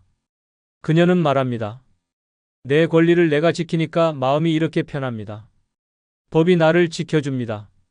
나를 지킬 수 있는 법적 권리는 선택이 아니라 필수입니다. 서류 한 장, 도장 한 번이 평생의 자유와 재산을 갈라놓습니다. 법을 모르면 당하는 건 시간 문제이고 법을 알면 누구도 함부로 못합니다. 노년에 혼자 살며 최고의 삶을 원한다면 반드시 내 권리를 지키는 법적 무기를 손에 쥐어야 합니다. 그것이 당신 인생의 마지막 방패입니다. 두 번째 준비할 것은 빚 없는 깔끔한 재정 상태입니다. 노년의 빚은 단순한 숫자가 아니라 목줄을 죄는 족쇄입니다.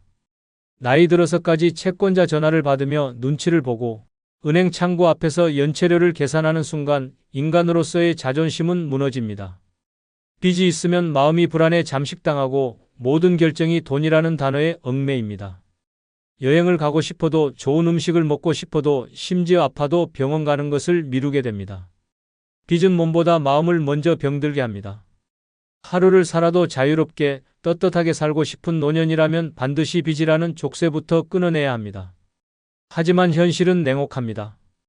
빚을 끌어안은 채 노후를 맞이한 사람들의 인생은 끝없는 고통으로 이어집니다. 인천에 사는 이광수 씨는 50대 후반에 다니던 직장이 구조조정으로 사라지면서 생활비를 감당하기 위해 신용카드 현금 서비스에 손을 댔습니다.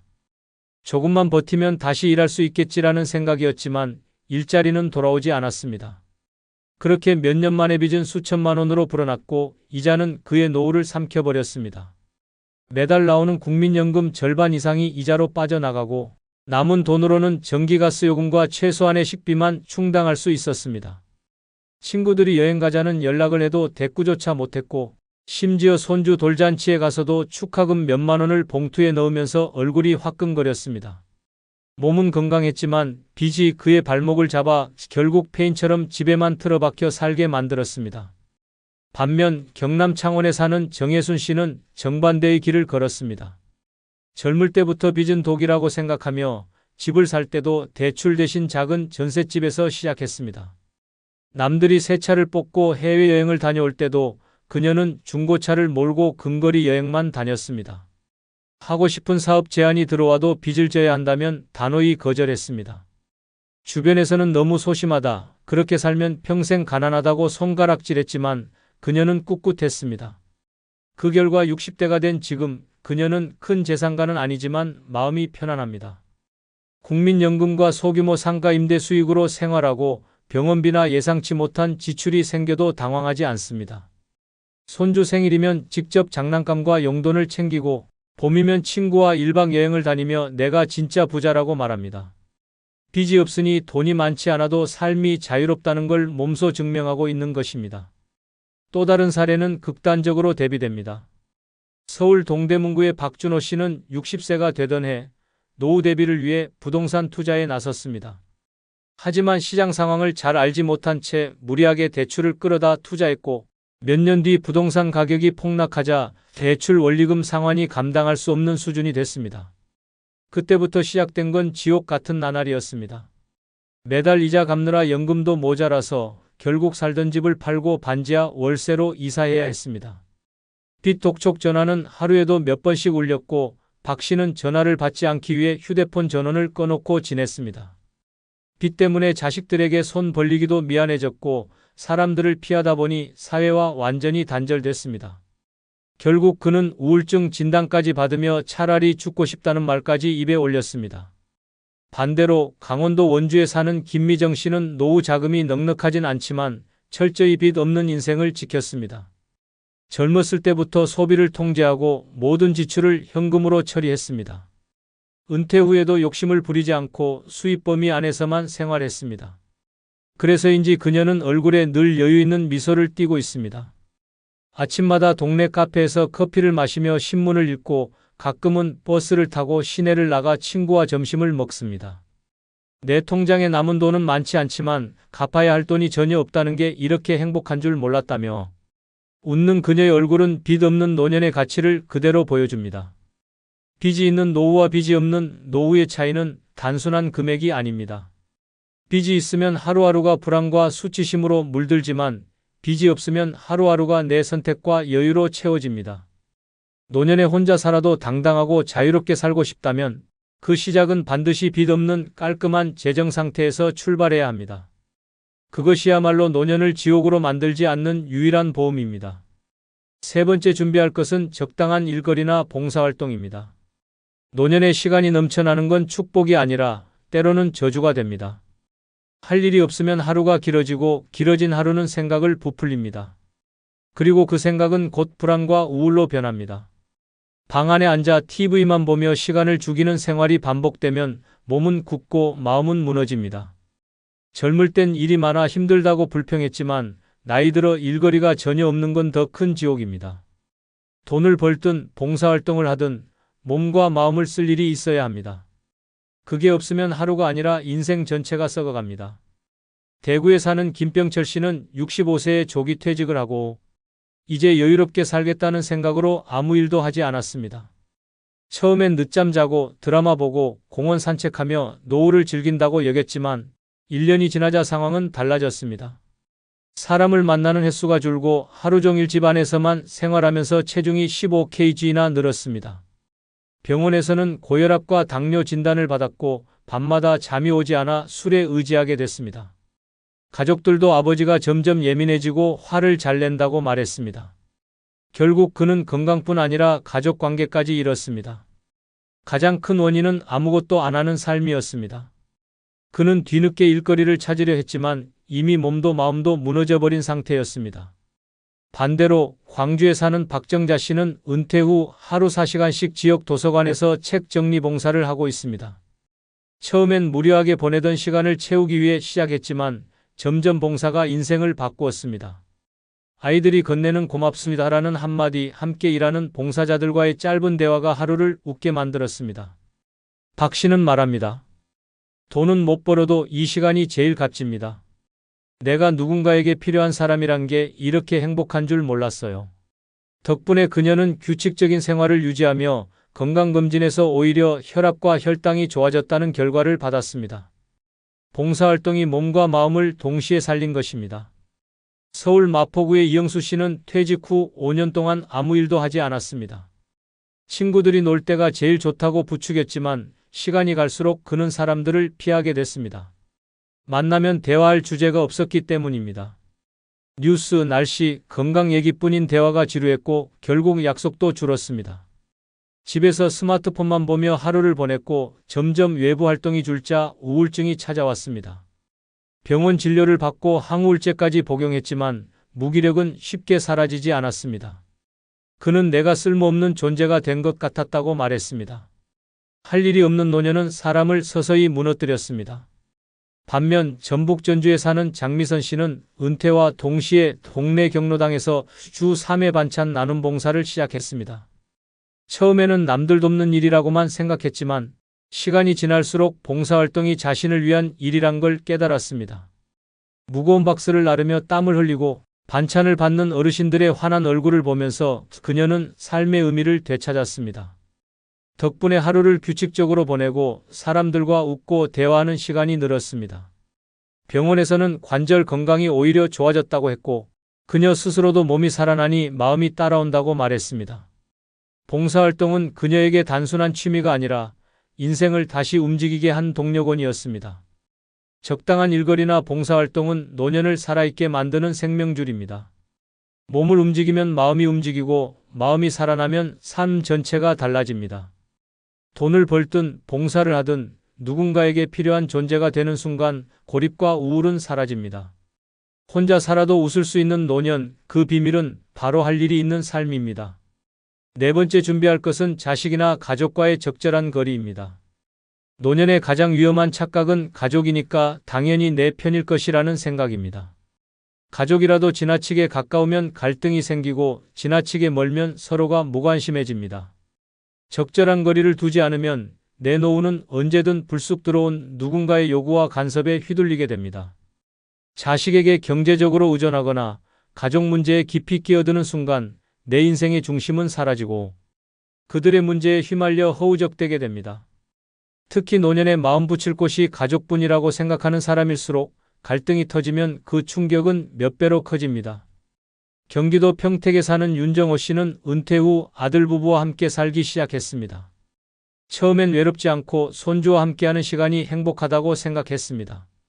하지만 몇 달 지나지 않아 아들의 생활비 문제, 며느리의 집안일 방식에 불만이 쌓이기 시작했습니다.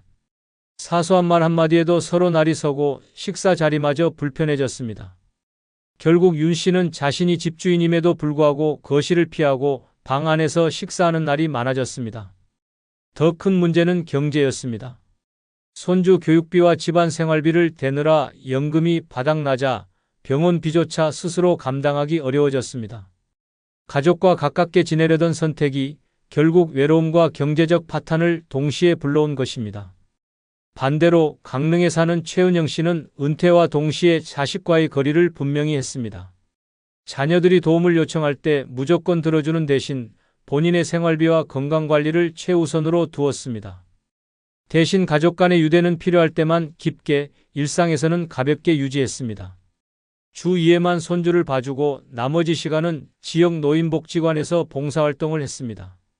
봉사 현장에서 만난 친구들과의 대화, 음식을 나누는 웃음, 그리고 정말 고맙습니다라는 진심 어린 인사가 그녀의 삶을 채웠습니다. 최 씨는 말합니다. 자식은 사랑하지만 내 삶의 행복은 내가 채워야 합니다. 봉사활동이 나를 살렸어요. 서울 송파구에 사는 김영수 씨는 자녀와 지나치게 가까운 관계가 어떤 파멸을 부르는지 뼈저리게 경험했습니다. 둘째 아들이 사업 실패로 빚더미에 오르자 아버지로서 돕겠다는 생각에 집을 담보로 대출을 받아줬습니다. 하지만 아들은 회생하지 못했고 은행은 경매 절차에 들어갔습니다. 결국 김 씨는 살던 집을 잃고 월세방으로 옮겨야 했습니다. 더 큰 상처는 아들이 그 뒤로 연락을 끊었다는 것입니다. 가족이 전부라고 믿었지만 빚만 남기고 가족은 사라졌습니다. 그는 말합니다. 내가 가족이라는 이유로 스스로 인생을 무너뜨렸습니다. 거리를 뒀다면 이런 일은 없었을 겁니다. 반면 전북 군산에 사는 장성희 씨는 자녀와 거리를 잘 지킨 덕분에 노년이 단단합니다. 결혼한 자녀에게 생활비를 주기보다 본인 명의의 자산과 연금을 지키는 것을 원칙으로 삼았습니다. 대신 가족 모임이나 명절에는 정성을 다하되 그 외의 시간은 자신의 삶을 즐기는 데 썼습니다. 특히 매주 2번씩 참여하는 무료 급식 봉사에서 그녀는 사람들의 고맙습니다라는 말과 따뜻한 미소에 진정한 행복을 느낍니다. 규칙적인 봉사 덕분에 생활 리듬이 생기고 다양한 사람들과 어울리며 마음이 젊어졌습니다. 그녀는 가족은 사랑하고 행복은 봉사에서 찾는다는 확고한 철학을 가지고 있습니다. 가족과 적당한 거리를 두는 건 무정해서가 아니라 오래도록 건강하고 행복하게 함께하기 위해서입니다. 지나친 간섭은 갈등을 만들고 지나친 의존은 내 삶을 무너뜨립니다. 그리고 그 빈자리를 채워주는 가장 좋은 방법이 봉사활동입니다. 봉사는 돈이 아니라 마음을 나누는 일이며 그 과정에서 자신이 아직 필요한 사람이라는 확신을 줍니다. 혼자 살아도 외롭지 않고 가족과의 관계도 건강하게 유지하고 싶다면 거리를 지키고 봉사로 마음을 채우는 것이 최고의 선택입니다. 5번째 준비할 것은 필요할 때 연락할 수 있는 사람입니다. 노년에 진짜 무서운 건 병도 가난도 아닙니다. 급한 순간 전화할 사람이 단 한 명도 없다는 사실입니다. 한밤중에 갑자기 쓰러졌는데 휴대폰 연락처를 뒤져도 이 사람이라면 받을 거야 싶은 번호가 없을 때 그 고립감은 숨을 막히게 합니다. 평소에 함께 밥 먹고 웃는 사람은 많아 보여도 진짜 필요한 순간에 내 손을 잡아줄 사람은 극소수입니다. 그 한 명이 없으면 당신의 노후는 고요한 방 안에서 천천히 무너집니다. 부산에 사는 조성우 씨는 평생 가정을 위해 일하며 정작 자기 인간관계에는 무심했습니다. 은퇴 후엔 친구들도 하나둘 연락이 끊겼고 가족 외엔 아는 사람이 없었습니다. 그러던 어느 날 새벽 갑작스러운 흉통으로 쓰러졌지만 옆에 있던 아내는 이미 몇 년 전 세상을 떠났고 자식들은 멀리 살고 있었습니다. 휴대폰을 잡아도 누구에게 전화를 걸어야 할지 막막했습니다. 결국 그는 기어가듯 119를 눌렀지만 신고 위치를 정확히 설명하지 못해 구조가 늦어졌습니다. 병원에 도착했을 땐 이미 심장 상태가 심각하게 악화돼 있었습니다. 그는 퇴원 후 말했습니다. 그날 깨달았어요. 진짜 필요한 순간 연락할 사람이 없으면 목숨이 위태롭다는 걸. 반대로 전남 순천에 사는 김말순 씨는 봉사활동 덕에 필요할 때 연락할 수 있는 사람을 열어두고 있습니다. 매주 지역 반찬 나눔 봉사에 참여하며 자연스럽게 신뢰관계를 쌓았습니다.